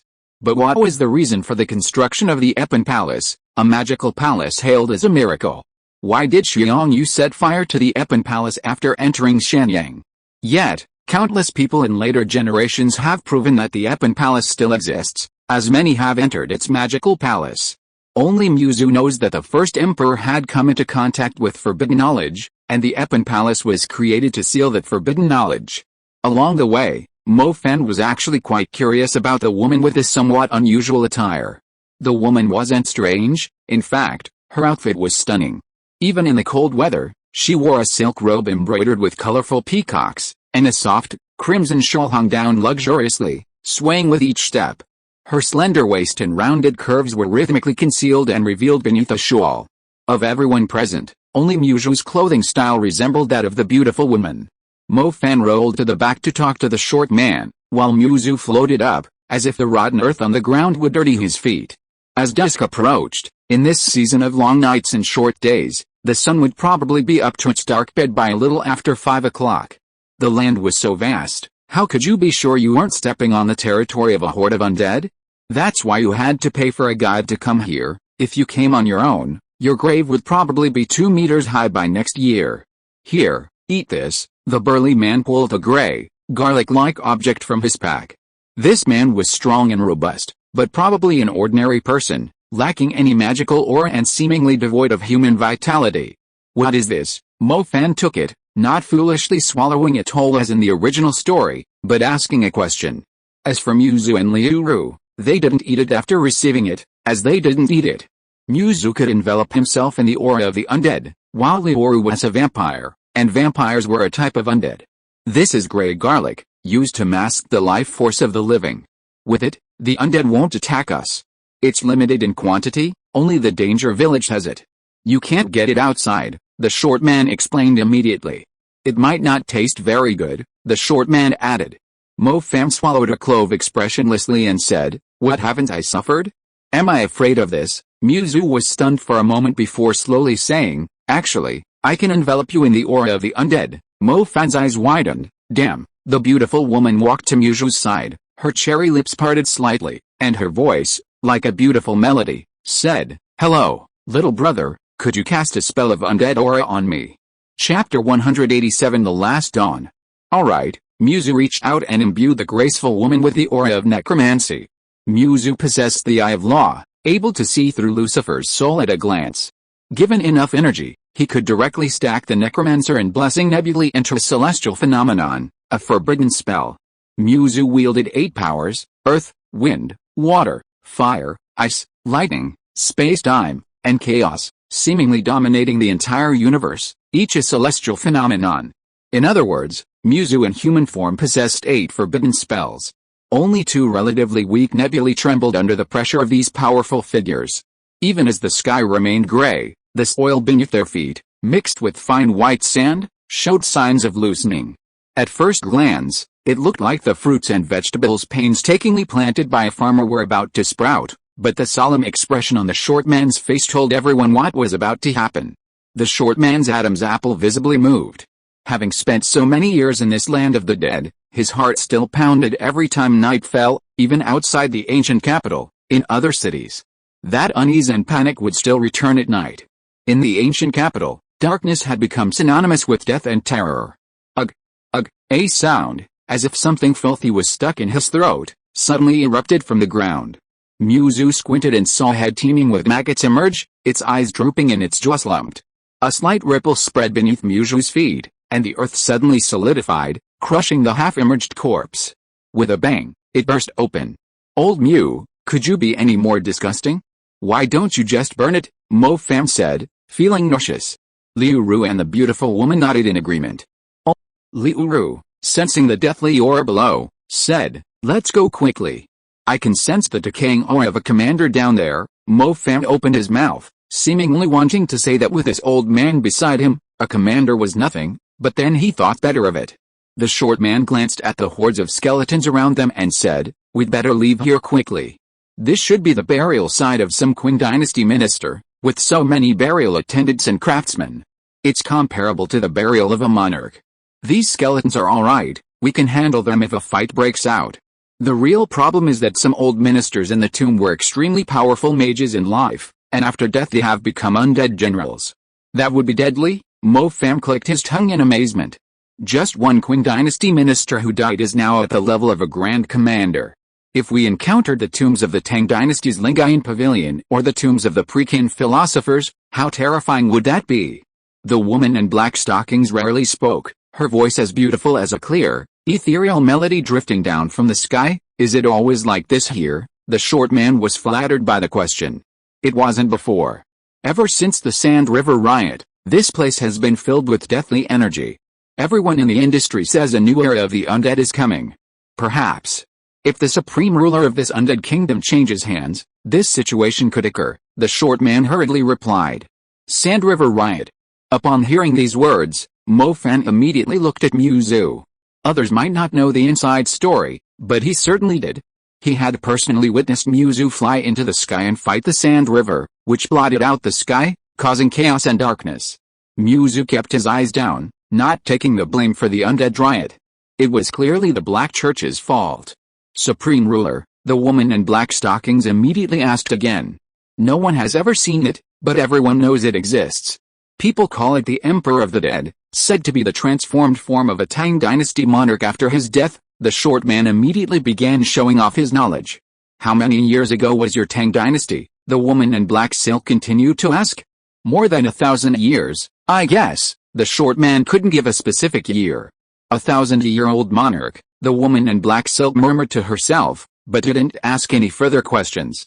The woman didn't ask, but the short man, like a scholar, continued, that's right, the undead are related to age. The older they are, the more terrifying their power. Who knows what kind of astonishing monsters will be born from 1,000 years of deathly energy. These ancient monarchs are really something. They've been dead for so many years, yet they still rule the underworld and the world of night. Mo Fan cursed. Although there are no monarchs in modern times, there are still holy cities riding on the heads of humans, calling themselves messengers of God, champions of justice. It's laughable. Mu Zhu shook his head and said. Hearing Mu Zhu dare to insult a holy city, the woman in black silk suddenly became interested, a hint of a smile flashing in her eyes. You also dislike those hypocritical fellows of the Holy Judgment Court, she said. Mu Zhu raised his face and replied, it's not a matter of whether I like them or not, it's a deep-seated grudge. A few months ago, 3 judges from the different judgment court ganged up on me, but luckily I was more skilled and defeated them. Mu Zhu's voice carried a hint of arrogance. Everyone rolled their eyes at Mu Zhu's words, thinking he was just bragging. Fighting the different judgment court? He'd be out of his mind. Even the woman in black silk rolled her eyes. She thought she'd found a kindred spirit, but it turned out to be a madman. The Holy Judgment Mages were already one of the most powerful mage groups in the world. In terms of overall strength, only the Imperial Palace Mage Corps and the Forbidden City Army could rival them in the Eastern Empire. The different Judgment Mages were an even more powerful group than the Holy Judgment Mages. Their magic seemed to be imbued with some kind of secret technique, its power unlike ordinary magic. Seeing the disbelieving looks on everyone's faces, Mu Zhu didn't say anything more. Anyway, after the child was born, he would first destroy the Mu family and then go to the Court of Judgment. Chapter 188 The Vanished Village in Crisis. Along the way, many undead were gathering fine white sand that had absorbed the energy of the moon and the dead swamp, like gold being sifted from a vast ocean. This group of undead was some distance from the outer city wall. They were simply wandering aimlessly, searching for anything useful to their bodies, whether it was fine sand and bones, or discarded remains chewed by wild dogs. Hey, there's a Tiger Clan undead hut over there, you can go take a look, Mu Zhu said to a small, unsteady skeleton using his powerful mental energy. The little skeleton shook its head, just like the little imp in the story of fighting ghosts who charged at the general. Mo Fan opened his eyes wide and whispered to Muzu, "Old Mu, if I remember correctly, that nether tiger general isn't dead yet, is it?" Muzu said, "I know, then isn't this deceiving me?" "Deceiving what?" "It should thank me." Gagaga the little skeleton opened its loose joints and said with the unique mental fluctuations of the undead, "Thank you." "Look," Muzu spread his hands and said to Mo Fan. It was common knowledge that necromancers could communicate with undead creatures, so the dwarf man and his group didn't find it strange. "Since grey garlic can ward off evil, then the undead aren't as scary as we thought," one of the bearded followers of the woman in black silk said.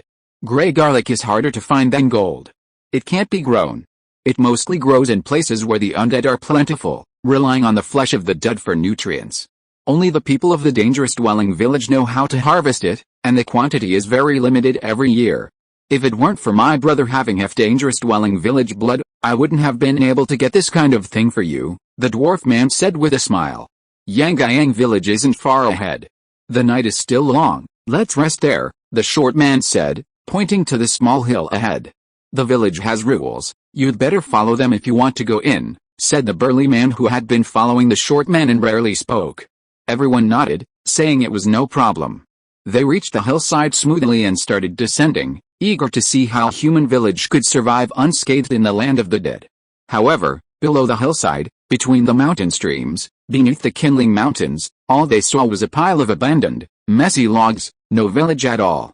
Looking in other directions, all they saw was black mud, with nothing but a few pitted burrows. "You're playing us," the bearded man next to the woman in black stockings immediately said angrily. I don't know what happened either." The short man's face changed, his gaze turning to the burly man. The burly man's eyes were filled with astonishment, completely disbelieving, his eyes wide open. He began to run frantically down a hillside. The patch of scattered logs didn't even have a single thatched hut in sight, let alone a village. But the burly man seemed to have gone mad, completely oblivious to the few undead lurking around. "This map shows that Yangyang village is indeed located here." Mo Fan took the map from Liuru's hand. He was a high-level hunter, and although illiterate, he could still read maps. Yes, the map is right, I didn't lie to you," the short man said. "Then where's the village?" "I don't know, unless," from the burly man's distraught appearance, it was clear that Yangyang village was indeed there. However, the entire village had vanished. A shadow immediately fell over everyone's hearts, a chill running down their spines. If there were wooden stakes and walls, ruins of houses, or scattered objects, that would prove the village had existed, but there were only some scattered logs, and the rest was all black mud, nothing at all. Could it be that even the dangerous village couldn't escape the undead riots? Liuru wondered. Perhaps, maybe the new undead rulers don't really respect these native inhabitants. They walked down the hillside together and found obvious signs of burning in what used to be a village. Charcoal was everywhere, piled up in heaps, and a layer of dirty mist rose with the wind. "This place is definitely unusual." Muzu could indeed check the timeline of this place, but there was no need. Let's go. You won't find anything here. They might have migrated." "Don't be so pessimistic," the short man said to his companion, the strong man. The strong man was still rational. Finding no signs of mass death, he began to lead the way to the next village, Hua village. It's 2 days' journey to Hua village. I originally planned to spend the rest of the night in Yangyang village to save some ash garlic. Now it seems we'll run out of ash garlic halfway to Hua village. But luckily, we have a necromancer in our group, so we saved some ash garlic," the short man said earnestly. Clearly, the shortage of grey garlic was the most serious problem. The short man suggested returning to the ancient capital first, and then waiting for the strong man to get some more from his clan before coming back. The strong man said it would take him at least several months to get the grey garlic. "Let's just go straight in. Going back would be too much of a waste of time." "Just lead the way," said the bearded follower. Muzu and Mo Fan agreed. If they delayed any longer, who knew what might happen? With Muzu around, even if a necromancer emperor were to resurrect, Muzu could grab it by the neck and shove it back into the ground. After leaving Yangyang village for about 3 or 4 miles, everyone could clearly feel that the gazes of the surrounding undead had become less friendly. The undead in this area were wandering around randomly, in 2s and 3s, mostly servants and rotting corpses. Apart from looking chilling, they were nothing special, Chaos transformation. Muzu cast a chaos-based spell. Among all magic, chaos magic undoubtedly has the highest upper limit, because most chaos spells are related to concepts. For example, the technique Muzu just used allowed him to switch the auras of everyone with those of several undead. In other words, to the other undead, Muzu and his group were undead, while the undead whose identities had been altered exuded the fresh scent of living people. Woo! The undead suddenly started fighting, and the war between undead was undoubtedly bloody and violent. Chaos magic. The woman in black stockings tilted her head, tentatively asking. Just a small trick, temporarily switching identities. Now, in the eyes of the undead, we are still their kind. Dwarf, lead the way quickly, Muzu said calmly. Chaos magic, as rare as necromancy, made the dwarf very grateful that this time the team not only had an undead mage. Chapter 189. Let the rain fall. Muzu led the way, his feet barely touching the ground, looking more like a ghost than a phantom. The woman in black stockings walked with Mo Fan and Liu Ru. She asked, "Is that your companion? What's his name?" At first, Mo Fan thought it was a beautiful woman talking to him, and he was quite pleased. But when he heard the woman in black stockings ask Muzu's name, his face instantly fell. "That guy's a complete idiot," Mo Fan said, picking his nose. "Mo, what did you say?" Muzu suddenly turned around, looking at Mo Fan with a half-smile. Well, I said I'll kill a chicken for you after we find Zio How." Mo Fan broke out in a cold sweat under Muzu's gaze. Protected by Muzu's chaotic magic, the group made their way safely into the latter half of the night. About an hour until dawn, the short man said, checking his watch. "I thought the undead of the ancient capital were so powerful, but they're just a bunch of brainless idiots." The bearded follower, Ali, laughed. Mo Fan's eyes widened instantly upon hearing this. How could someone plant a flag for themselves? It has to be said, that idiot Ali's self-inflicted flag was extremely clever. The moment he finished speaking, a pale white lightning bolt streaked across the sky. "Big brother, please don't say that. The land of the dead is very eerie, you really can't say things like that," the short man exclaimed angrily, jumping up. At once the oppressive black sky and the endless blackness of the earth were illuminated, making one feel as if they were walking in an endless black box. The air had become heavy and oppressive.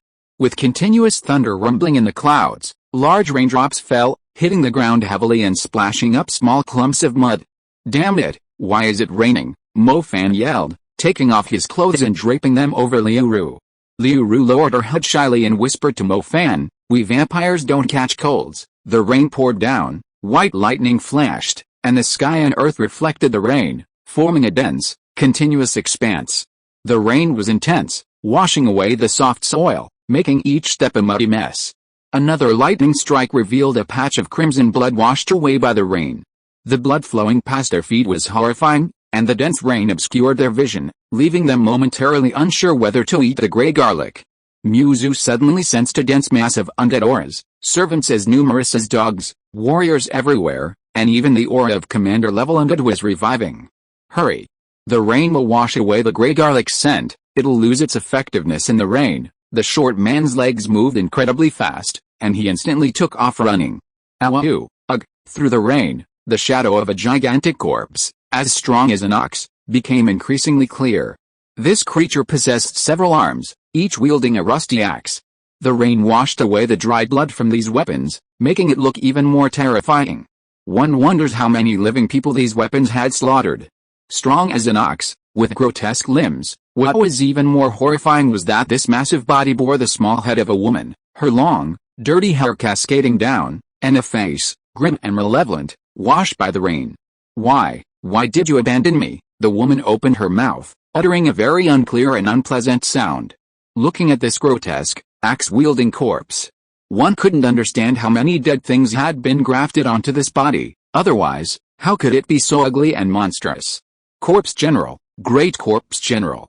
It's over, we're doomed." The short man stared at the Great Corpse General in terror, clearly on the verge of fleeing for his life. Winter Emperor's Edict, Heavenly Burial and Snowfall. Muzu didn't understand why they had to run.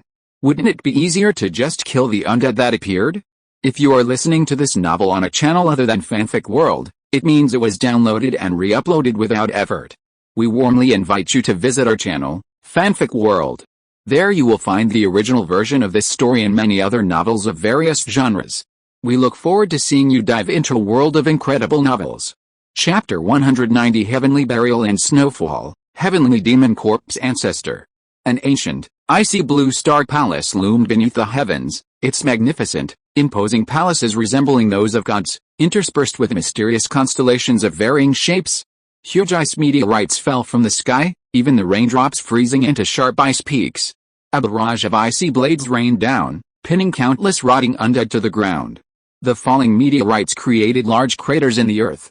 Muju's voice came from behind. You guys go first. I found a big guy. In Muju's divine sense, an extremely strange, mysterious, and powerful aura was detected to the west, an aura far stronger than that of a commander-level undead. Ahaha.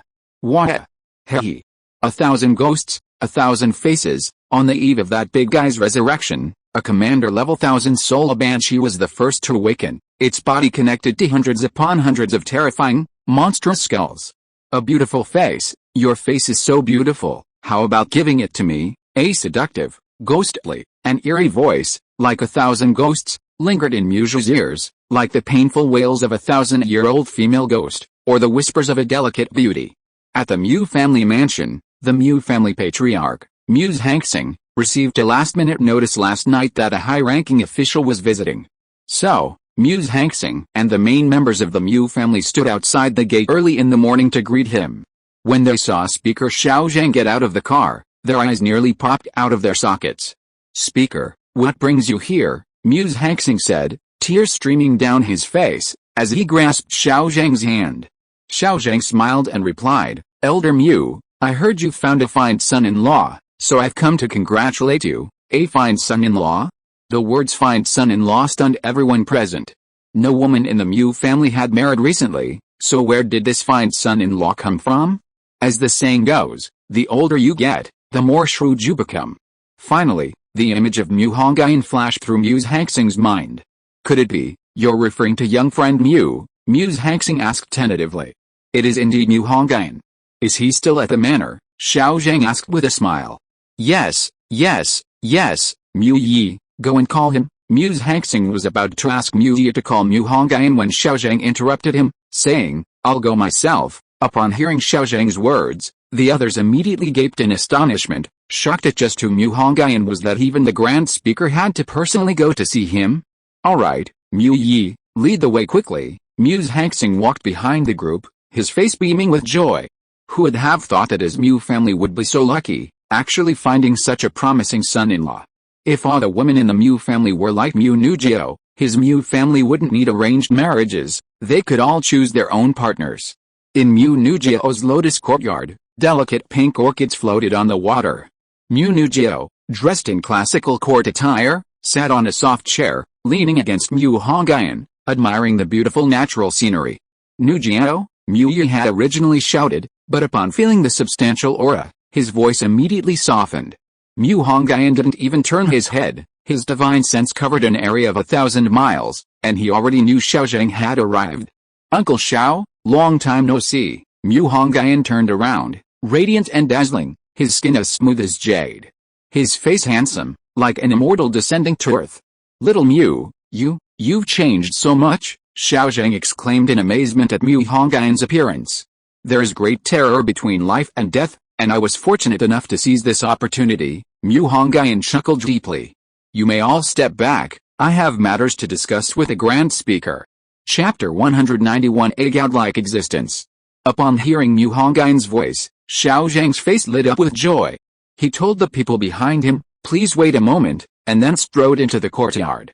Mu Yi looked indignant and said, he's clearly from our Mu family, so why does he seem more like the master? Xiaoyi, watch your words, Muse Hanxing said sternly to Mu Yi. In the courtyard, Mu Hongyun, holding Mu Nujio's hand, walked to the octagonal pavilion. Mu Hongyun cast a spell, and steaming hot tea automatically appeared on the stone table. Xiao Mu, it's so good to see you're alright. To be honest, when the Court of Judgment asked me for you, I didn't know what was going on. Later, I found out that your information and whereabouts were exposed to the Court of Judgment by the Mu family, Xiao Zhang said eloquently. Uncle Xiao, is this trip for the same reason as last time? I'm all ready. It all depends on how your awakening goes, Uncle Xiao. 800, Xiao Zhang said solemnly. I have 800 high-level mages under my command, that's enough. See you on Mount Tai in 3 days. Mu Hongyun's eyes gleamed with confidence. What? You're saying Mu Hongyun isn't dead yet, and that he even met with a Grand Speaker today, in the White Phoenix Tower of Mount Mu Pang? Mu Yinfeng's voice was hoarse and trembling, like a demon returned from hell, his eyes wide as he roared.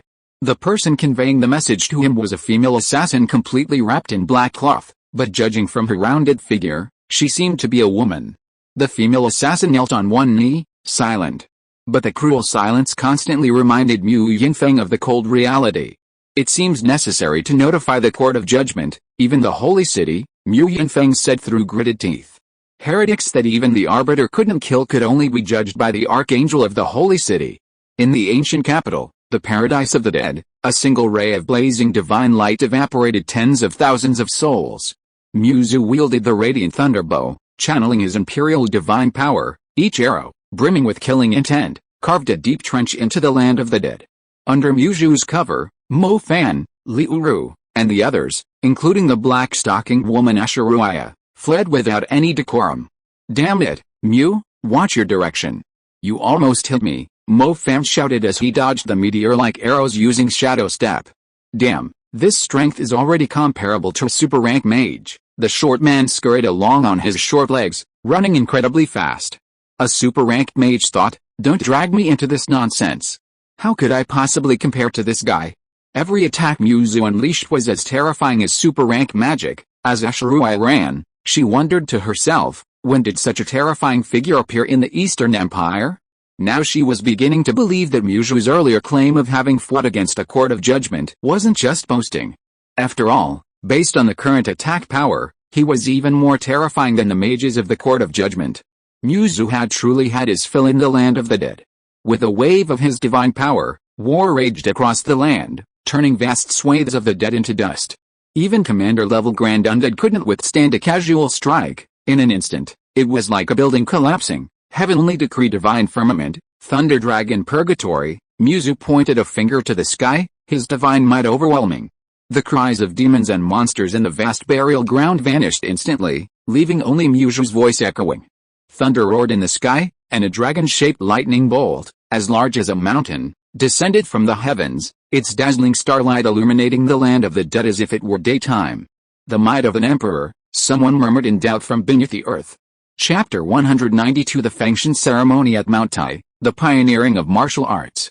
As dawn broke, Muzu finally stopped his actions. Countless resurrected spirits returned to the earth and fell into slumber. Muzu, wielding a fierce green bow, exuded an aura as vast as the sea and his blood energy as powerful as a dragon. In an instant, he shattered the void and appeared beside Mo Fan and Liu Ru. His sudden appearance terrified the rest of the group. The short man wiped away a cold sweat. He was incredibly grateful that he hadn't clashed with Mo Fan and the others in the Hunters Alliance, otherwise, his fate would have been uncertain. How far is it from here to Hua village? Muzu asked. Very far, the short man stammered, unable to give a specific distance, only managing to utter 2 words. Describe the exact location to me, tell me which direction it is, and I'll take you there directly, Muzu said, frowning. Okay, the short man took out a map and humbly pointed out the location to Muzu. Muzu scanned the area with his divine sense and quickly located Hua village, as the short man had described.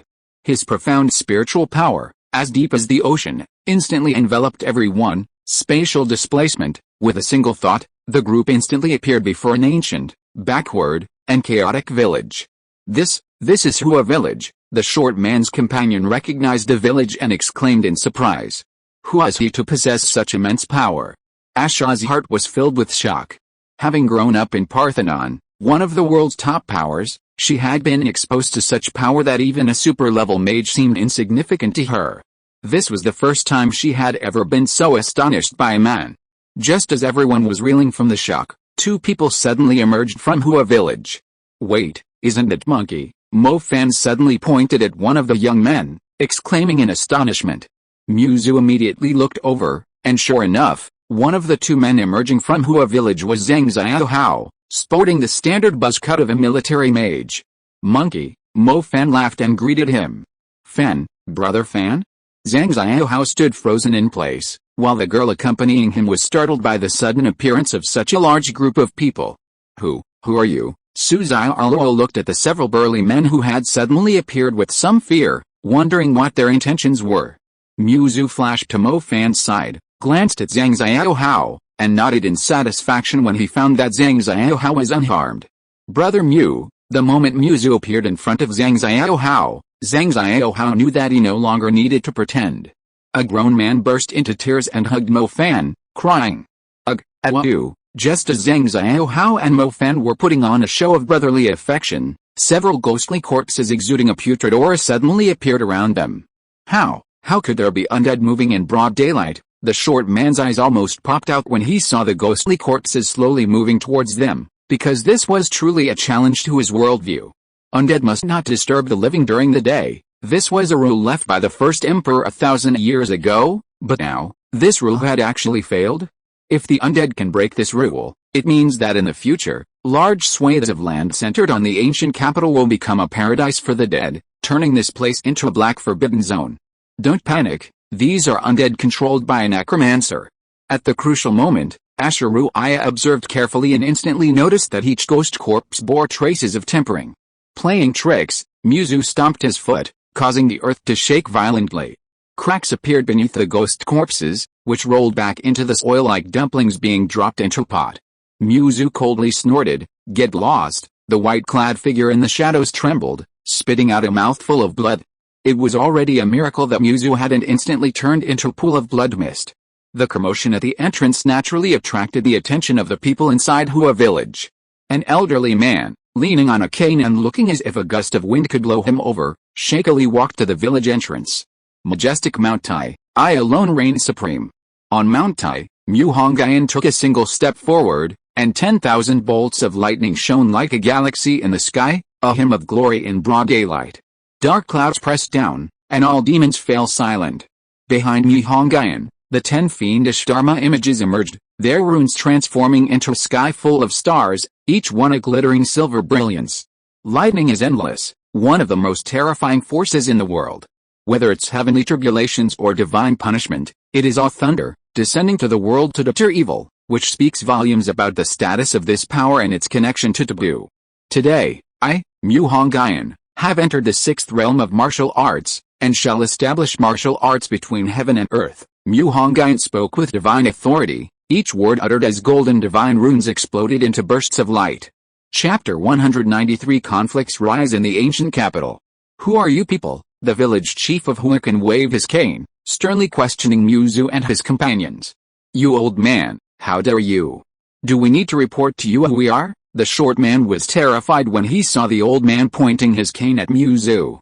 Of all the people present, why point at the most aggressive one? The short man decisively stepped forward and said.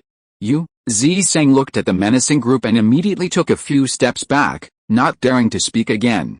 They feared power but not morality. That's exactly what they were like. Who the hell are you? How dare you speak to my father like that? At this moment, a young man ran out of the village, pointing at the short man and cursing.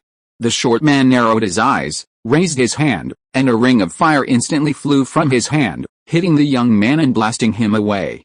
The strong man, Feng Yaomeo, shouted, "Big brother," signaling to hold back and not actually kill him. The short man replied, "That kid is also a fire mage? That didn't kill him." Mu Zu interrupted Mo Fan and Xiaohao's reminiscing and asked, "Xiaohao, do you remember what happened during your investigation? How did you get to Hua village?" Zhang Xiaohao was bewildered. What happened? His memory only went back to when the mass grave of billions of corpses appeared. He had no recollection of anything else. My head hurts so much." Zhang Xiaohao suddenly clutched his head and wailed, while an extremely evil aura emanated from the back of his head. Golden candlelight appeared. In his vision, an ugly, disgusting worm suddenly appeared behind Zhang Xiaohao's head. Mu Zu narrowed his eyes. Through time travel, he learned that this worm was called the Forgetfulness Worm, a type of evil magic worm commonly used by the Black Vatican. People who are infected with a Forgetfulness Worm forget certain memories until the worm is awakened. Moreover, in the timeline, he also saw who had infected Zhang Xiaohao with the Forgetfulness Worm. It was none other than Mu He, the chief steward of the Mu family in Bo City. The sword talisman planted by Mu Hongyun was still on his body, but after so much time, the sword energy had been worn away, leaving only a mark. The golden candlelight suddenly went out. Mu Zu stopped Mo Fan and said, "Don't provoke him anymore. I know the general outline of what happened. He was infected with a goo worm. His main body can remove it, but I can't." Although the two were about the same in terms of combat strength, Mu Hongyun clearly knew far more skills than Mu Zu, and various supernatural abilities seemed to come out of his mouth effortlessly. "When will your main body come over?" Mo Fan asked Mu Hongyun nervously. "My main body is handling matters in the capital. Don't worry, Xiao Hao won't be here anytime soon.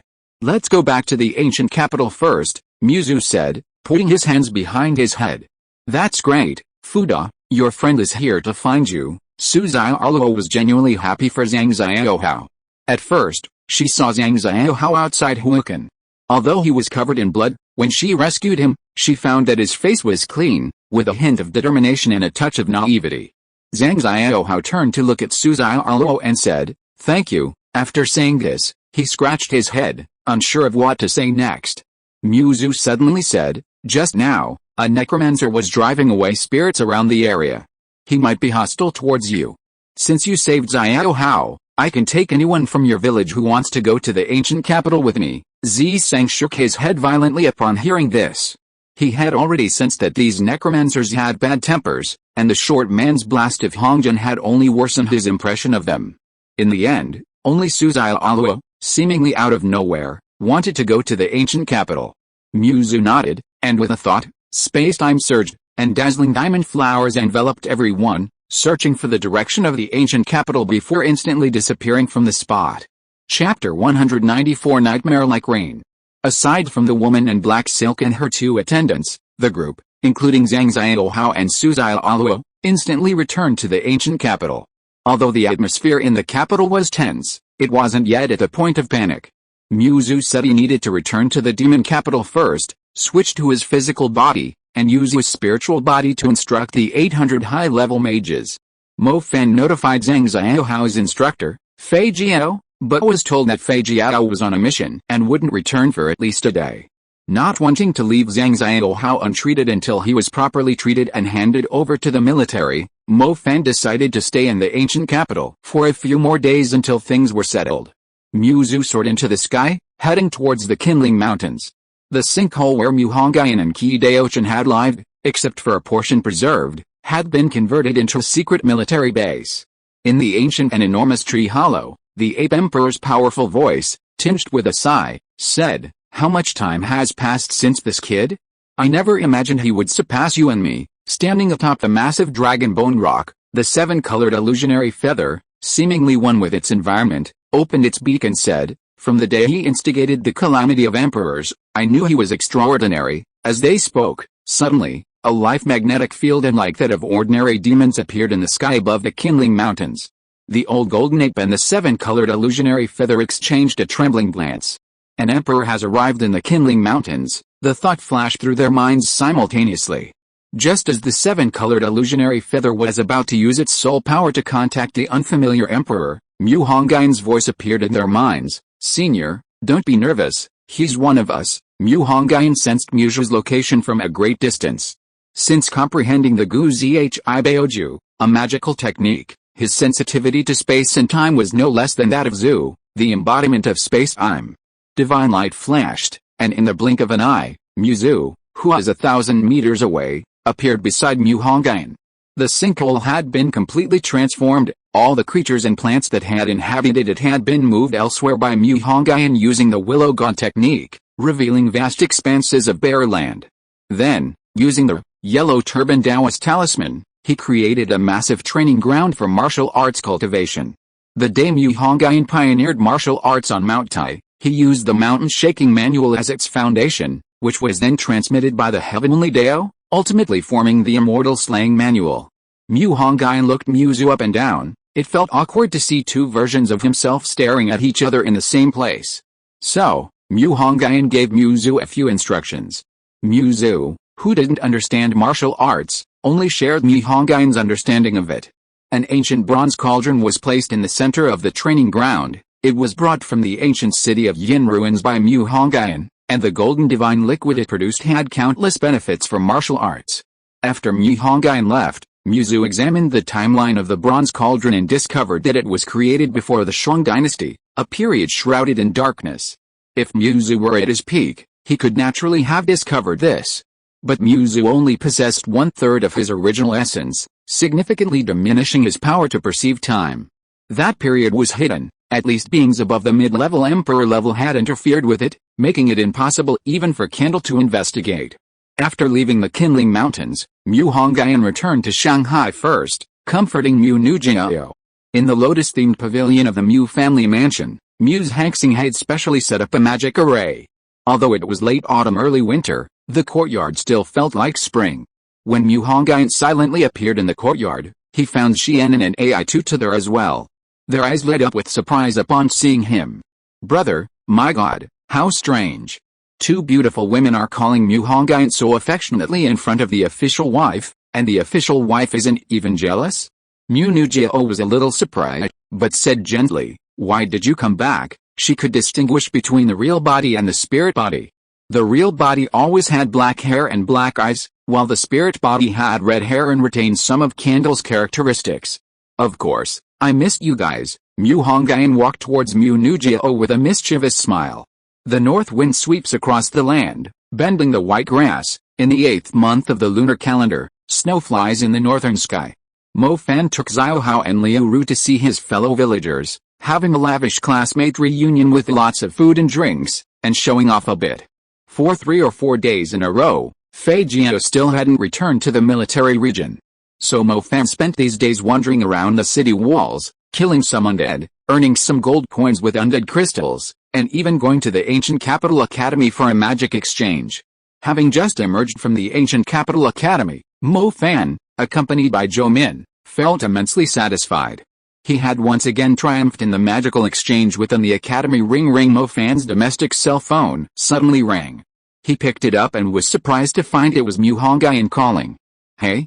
Old Mu, why are you calling me instead of spending time with your wife?" Mo Fan's tone was somewhat resentful, like a concubine who hadn't been favored in years. "Enough nonsense, give me your location." Mu Hongyun soared 10,000 meters in the sky, his protective aura shielding him from the rushing air. His gaze was deep as he surveyed the ancient city below. Outside the city, swarms of undead, like ants, were densely packed. Anyone with trypophobia would likely be nauseated on the spot. Magic spells bloomed like fireworks among the undead, making the area outside the ancient capital seem like a paradise for the dead. Evil spirits crawling from the abyss, seeking the scent of the living, surrounded the city of 1,000,000 inhabitants. "I'm at the gate of the ancient capital academy, about to grab some late-night snacks with Zhou Min before heading out to fight some monsters," Mo Fan replied. "What? You're in the ancient capital?" 3. Mu Hongyun only answered with a number. "What 3? I'm asking where you are," Mo Fan said casually. 2. Mu Hongyun continued. 2. Mo Fan was a little impatient, but his expression suddenly turned to astonishment. The next second, Mu Hongyun appeared beside Mo Fan like a ghost, placing a hand on his shoulder and saying, 1. Holy crap, Mo Fan and Zhou Min were both startled. Anyone would be startled if someone suddenly appeared next to them.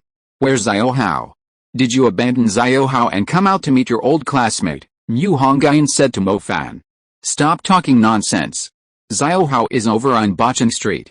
Since you're here, you can get rid of the bug in the monkey's brain, right?" Mo Fan suddenly said with a delighted expression. "Okay, let's go now, lest we prolong the journey and something unforeseen happens." Mu Hongyun pushed Mo Fan forward, urging him to lead the way. Although the ancient capital hadn't activated its alarms yet, Mu Hongyun had already foreseen a heavy rainstorm soon. Danger lurked in the rain. Updates may be somewhat inconsistent, but it will definitely be completed, don't worry. Chapter 195, Ghost Tyrant, Part 1. Mu Hongyun followed Mo Fan to Zhang Xiaohao's residence and used his medical magic to remove the forget-me-not worm from the back of Zhang Xiaohao's head. The forget-me-not worm, resembling a grotesque centipede, writhed, as if the air itself contained deadly poison. With the forget-me-not worm removed, Zhang Xiaohao's locked memories returned. The day the abyss of fiends appeared, and at its edge, he saw Mu He. It was the head steward of the Mu family back in Bo City. Zhang Xiaohao, his forehead covered in cold sweat, said, Muhi. Muhi is from the Black Church. Mo Fan was shocked, then a surge of hatred rose within him. That bastard Muhi was actually from the Black Church. Damn it, old Mu, let's go wipe that bastard out, Mo Fan said angrily. The Bo City incident had always been a thorn in Mo Fan's side. Brother Fan, wait, Zhang Xiaohao grabbed Mo Fan's arm and said, the atmosphere in the ancient capital is tense right now. It's true that Muhi is a member of the Black Vatican, but touching him is like telling the entire Black Vatican that we've discovered them. Zhang Xiaohao's words were indeed true, and Mu Hongyun had just used his divine sense to cover the entire ancient capital and obtained an astonishing result. Muhi had somehow shielded himself, even concealing the weak sword energy within his body. Then what do we do now? Mo Fan gritted his teeth, his face full of resentment. Let's go find Zhu Meng first and see what plans the Inquisition has, Mu Hongyun said, looking towards the Clock Tower Magic Association. The Clock Tower, one of the two major landmarks of the ancient capital, was adorned with a medal that Xiaozheng had arranged for him, which Mu Hongyun had inserted into the top of the clock tower.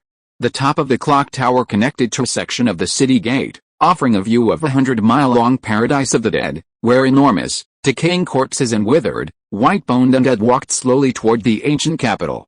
On the city wall, Zhu Meng and Han Ji, their faces grim, stared at the dark distance. They had just received terrible news. A fiend abyss had appeared 30 kilometers from the ancient capital. What was the fiend abyss? The elders of the ancient capital would describe it as a true hell, a place where thousands of corpses and ghosts gathered, as if all the terrors of the world had converged. The howling of ghosts and the ravenous corpse demons devoured any flesh and blood they could obtain. It was the most direct depiction of hell, a naked terror to the world. Counselor Zhu Meng, Mu Hongyun walked over with a calm expression, followed by Mo Fan and Zhang Xiaohao, while Zhou Min remained in the lounge. Zhu Meng's guards had witnessed Mu Hongyun's display of power in Song City, so they didn't stop him upon seeing him. Instead, their eyes were filled with admiration. Commissioner Mu, upon seeing Mu Hongyun, Zhu Meng's eyes lit up with joy. He quickly took 2 steps to shake Mu Hongyun's hand, then turned to Han Ji and introduced him. President Han, this is Commissioner Mu. His identity is confidential, but he is absolutely trustworthy. Hello, Commissioner Mu. Han Ji was clearly still troubled by the matter of Xiao Yuan, and shook hands with Mu Hongyun in a somber mood. Although Mu Hongyun was young, Han Ji did not mean to underestimate him, but in the face of Xiao Yuan, personal strength was not enough. President Han, we have discovered traces of the Black Vatican, Mu Hongyun said mysteriously. With the emergence of Xiao Yuan, a dense aura of death instantly filled the paradise of the dead. A grotesque black mist, like a ghost, shrouded the sky, blocking out the scorching sun. A light drizzle fell, and like seeds sprouting, the dead, who had been dormant for hundreds or thousands of years, crawled out from under the soil. Some treasure hunters who were far from the ancient city walls were easily surrounded and killed by the dead. Roar roar, roar! A colossal, dark mountain suddenly rose up, causing the earth to tremble instantly. Its massive body towered into the sky, most of it appearing above the clouds. Thick layers of earth and rock were embedded in its surface, forming powerful armor, and its crimson eyes resembled 2 red moons hanging high in the heavens.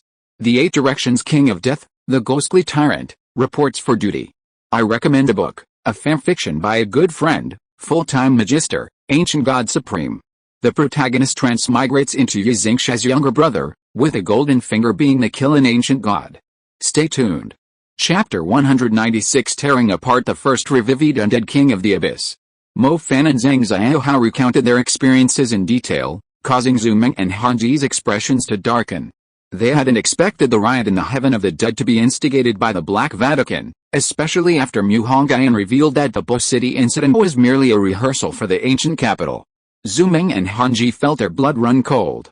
Bo City, though small, still had hundreds of thousands of inhabitants. For the Black Vatican to use those lives for a rehearsal was utterly depraved. Mo Fan's heart was even colder. Bo City would always be a thorn in his side, always igniting his anger, the essence of which was helplessness. When the Bo City incident occurred, he was powerless, unable to do anything. Now, with the impending events in the ancient capital, he was still powerless, unable to deal with either the undead outside or the abyss of fiends. I can handle the matter of the abyss of fiends, but it's difficult to deal with, so I can't spare the time to assist you. You need to be prepared, Even after sunrise tomorrow, the undead will not retreat, Mu Hongyun said solemnly to Hanji and Zhu Meng. What? Hanji was surprised by this news again. If the undead no longer feared the sun, then the true end of the ancient capital was probably coming. It's rain, Mo Fan suddenly said. Zhu Meng asked, what do you mean? Mo Fan replied, it rained the day the Bo City incident happened, just like now. The rainwater contained potions prepared by the Black Vatican, and it was these potions that caused the undead to riot. I'll go deal with the abyss of fiends first. Mu Hongyun took a step forward, instantly appearing 1,000 meters away, and disappeared from the spot after several spatial flashes. He was like a kunpeng spreading its wings and flying at high speed into the distance, with a tail of black and gold flames behind him, the light falling on the black burial ground, igniting wildfire. Suddenly, a grayish-white wave enveloped him, and countless wailing demonic sounds surged towards Mu Hongyun. The demonic sounds were vast and powerful, and the winged undead, shrouded in deathly aura, also rushed towards him. Damn it! Divine Light Great Perfection Sovereign Technique. Mu Hongyun instantly activated this wondrous physical technique, and countless rays of light, like auspicious ribbons, emanated from his body, piercing through the dense wave of white yin ghosts like a sword. These white yin ghosts were controlled by a dark cloud-like ghost minister, who is none other than the subordinate of the ghostly tyrant. Originally, Mu Hongyun intended to bypass the ghostly tyrant and directly attack the abyss of fiends, but now it seemed impossible. On the city wall, Zhu Meng and Hanji sounded the assembly signal. Soon after, seeing Mu Hongyun trapped, Hanji panicked, exclaiming, damn it, he's trapped. Zhu Meng, though flustered, remained calm, saying, don't worry, Commissioner Mu is very capable. I reckon this tyrannical ghost is in for a world of hurt. Soon, a radiant light erupted from the tide of white ghosts, annihilating countless white ghosts like a sun. Mu Hongyun shone with blazing golden light, domineering runes swirling around him like divine radiance. You ignorant dark scum, I'll deliver you from this world. Flames blazed in Mu Hongyun's eyes. Although he had only recently learned the 10 fierce treasures, it was more than enough to deal with a monarch. Samadhi True Fire, with a wave of his hand, waves of flame rolled, countless undead tumbling within the Samadhi True Fire. This flame was now even more terrifying than the soul fire. The evil, filthy death energy seemed to become fuel, instantly turning into fireballs upon contact with it. On the bell tower, Hanji watched Mu Hongyun slaughtering the undead, stunned, his old face filled with shock. He hadn't witnessed such a thrilling battle in many years. Roar roar, roar. Seeing that the White Yin Ghost Legion and the other undead were having no effect, the ghost tyrant roared in anger, and the dozen or so ghost ministers circling beneath it instantly flew towards Mu Hongyun. Seeing this, Mu Hongyun smiled, subduing dragon and tiger. Mu Hongyun decisively unleashed this great divine power, manifesting a 5-claw golden dragon and a holy white tiger behind him. Among dragons, none is more noble than the 5-claw golden dragon. Of all the fierce tigers, none surpasses the white tiger of the 4 symbols. With the combined power of these 2 tigers upon Mu Hongyun, his strength vaguely reached the peak of a mid-level emperor. With a casual wave of his hand, the ghost minister commander was instantly annihilated, and the ghost tyrant was repelled thousands of miles. This was merely a casual strike from a mid-level emperor. The ghost tyrant barely survived, but half his body had turned to ashes. A look of terror appeared in the ghost tyrant's eyes. He hadn't expected this human to possess strength comparable to an emperor. When did humans become so powerful? Mu Hongyun glanced at him disdainfully, not killing him outright. Once he obtained the underworld king's position, the ghost tyrant would become a great asset. Killing him now would be a real pity. In the distance, the abyss of fiends floated in midair, like a miniature black hole, with dark void cracks visible at its edges, filled with corpses and countless ghosts. Mu Hongyun's netherworld connection, supernatural power, his eyes emitting a ghostly light. Upon seeing the true nature of the abyss of fiends, he was immediately startled. This abyss of fiends was actually a mysterious space devoid of life and brimming with deathly aura. Suddenly, an ancient call echoed, Urfen, Urfen, where are you? I've been searching for you so desperately. The hoarse voice was that of a vengeful ghost, silent for millennia, scratching at a coffin with its claws. Come and join me, come and join me. How a withered, skeletal hand emerged from an incomparably noble coffin. Even the most precious divine wood could not withstand the ravages of time. The coffin, carved with tens of thousands of demonic patterns, collapsed with a crash at the touch of the skeletal hand. How ho Erfen, you never thought you'd see your father come back to life? My dynasty, my world, I've returned. A smooth, jade-like skeleton crawled out of the dust, its eyes burning with black necromantic fire. It waved slightly, and a bright yellow dragon robe automatically wove itself together, dreamlike and ethereal. Awaken, my people, the dragon-robed vengeful spirit opened its arms, its voice resounding throughout the entire space. Crackling and creaking with the dragon-robed vengeful spirit's decree, this unknown space instantly shook violently. Grey death energy spread like mist, assimilating several areas. Giant beasts were resurrecting, demons buried thousands of years ago, now extinct, with only some of their kind remaining as undead in this world. Ghost ministers, corpse generals, undead beasts, and ghostly princesses all revived. Even a bone dragon could be seen roaring, its eerie green breath breaking through a gap. A dense, tidal wave of undead surged out instantly. The dragon-robed undead powerfully announced its resurrection to the world. Chapter 197 Undead Nation War. Outside, Hongyun was astonished to discover that the essence of the Abyss of Fiends was actually a part of the body of an ancient god. He couldn't pinpoint which god, but he could sense the life force emanating from the god's flesh and blood. The Abyss of Fiends had existed for over 5,000 years. Having endured 5,000 years of time and hardship, it still maintained its vitality. How terrifying must its true form be? Golden Rock Capturing Dragon Technique. A powerful, primordial golden light enveloped Hongyun's body. He activated the Kunpeng technique and charged towards the center of the Abyss of Fiends. Although countless demons roared within, they avoided the primordial golden light with utter fear. Just as Hongyun was about to collide with the Abyss of Fiends, it miraculously contracted and vanished without a trace. Hongyun swooped down from the sky to the ground, creating a large crater. Damn it, I almost entered the Abyss of Fiends, Hongyun said bitterly.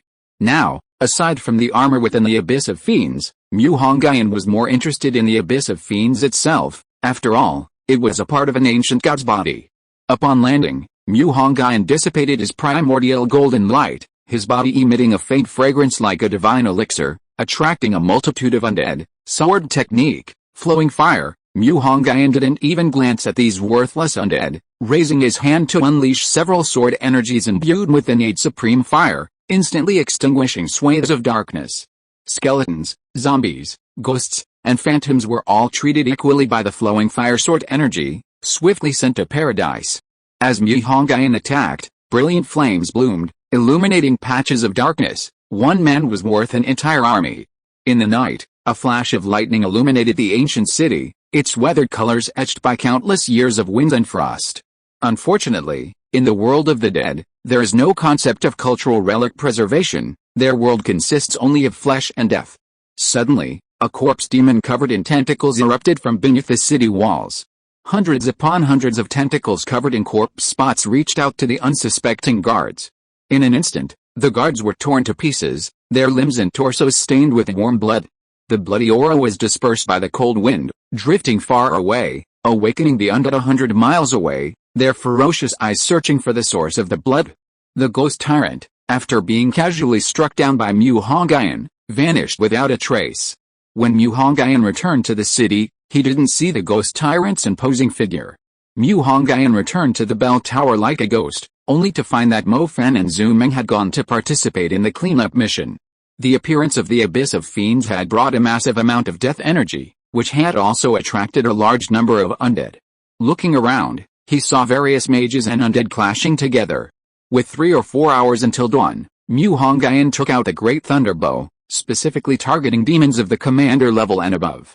Suddenly, a massive spatial fluctuation emanated from the west side of the ancient capital, similar to the fluctuations that had occurred when the Abyss of Fiends appeared.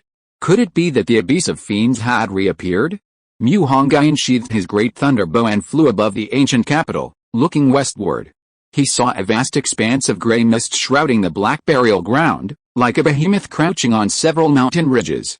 The grey mist churned, as if some terrifying monster lurked within. Thump, thump, thump. Clash of weapons, neighing of war horses, roars of undead beasts. Hongyun unleashed a punch, the force of which repelled the grey mist woven from deathly energy, revealing the terrifying form within.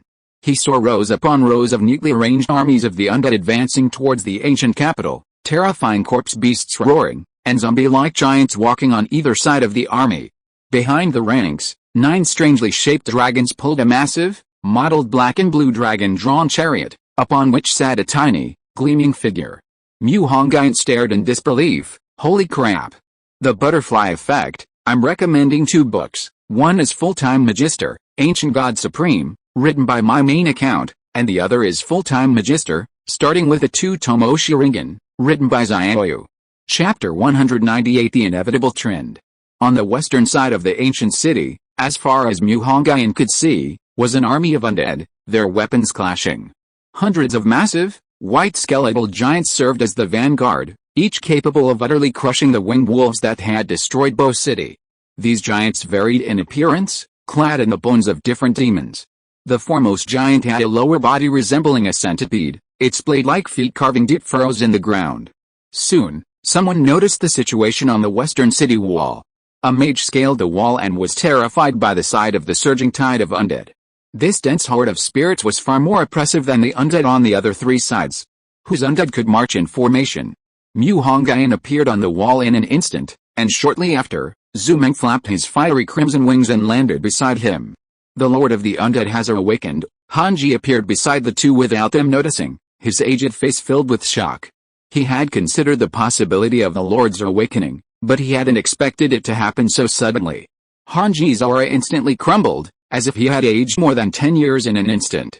It's not time to surrender yet, Chairman Han, pull yourself together, Hongyun's voice echoed like a bell above the city walls. Yes, tens of thousands of soldiers were still fighting against the endless undead outside the city walls. They hadn't given up yet, because behind them were the lights of countless homes. If they gave up now, it would be irresponsible to these tens of thousands of soldiers and an insult to the millions of civilians in the ancient capital. I'll take over the west city wall for now. You just need to guard the other directions. Hongyun's figure floated proudly outside the city walls, a dragon spear nearly 2 meters long gradually appearing in his hand, 9 transformations of calamity, 1,000 needles of rain. Hongyun raised his hand, using his great magical power to unleash a spell derived from the drinking water, supernatural ability.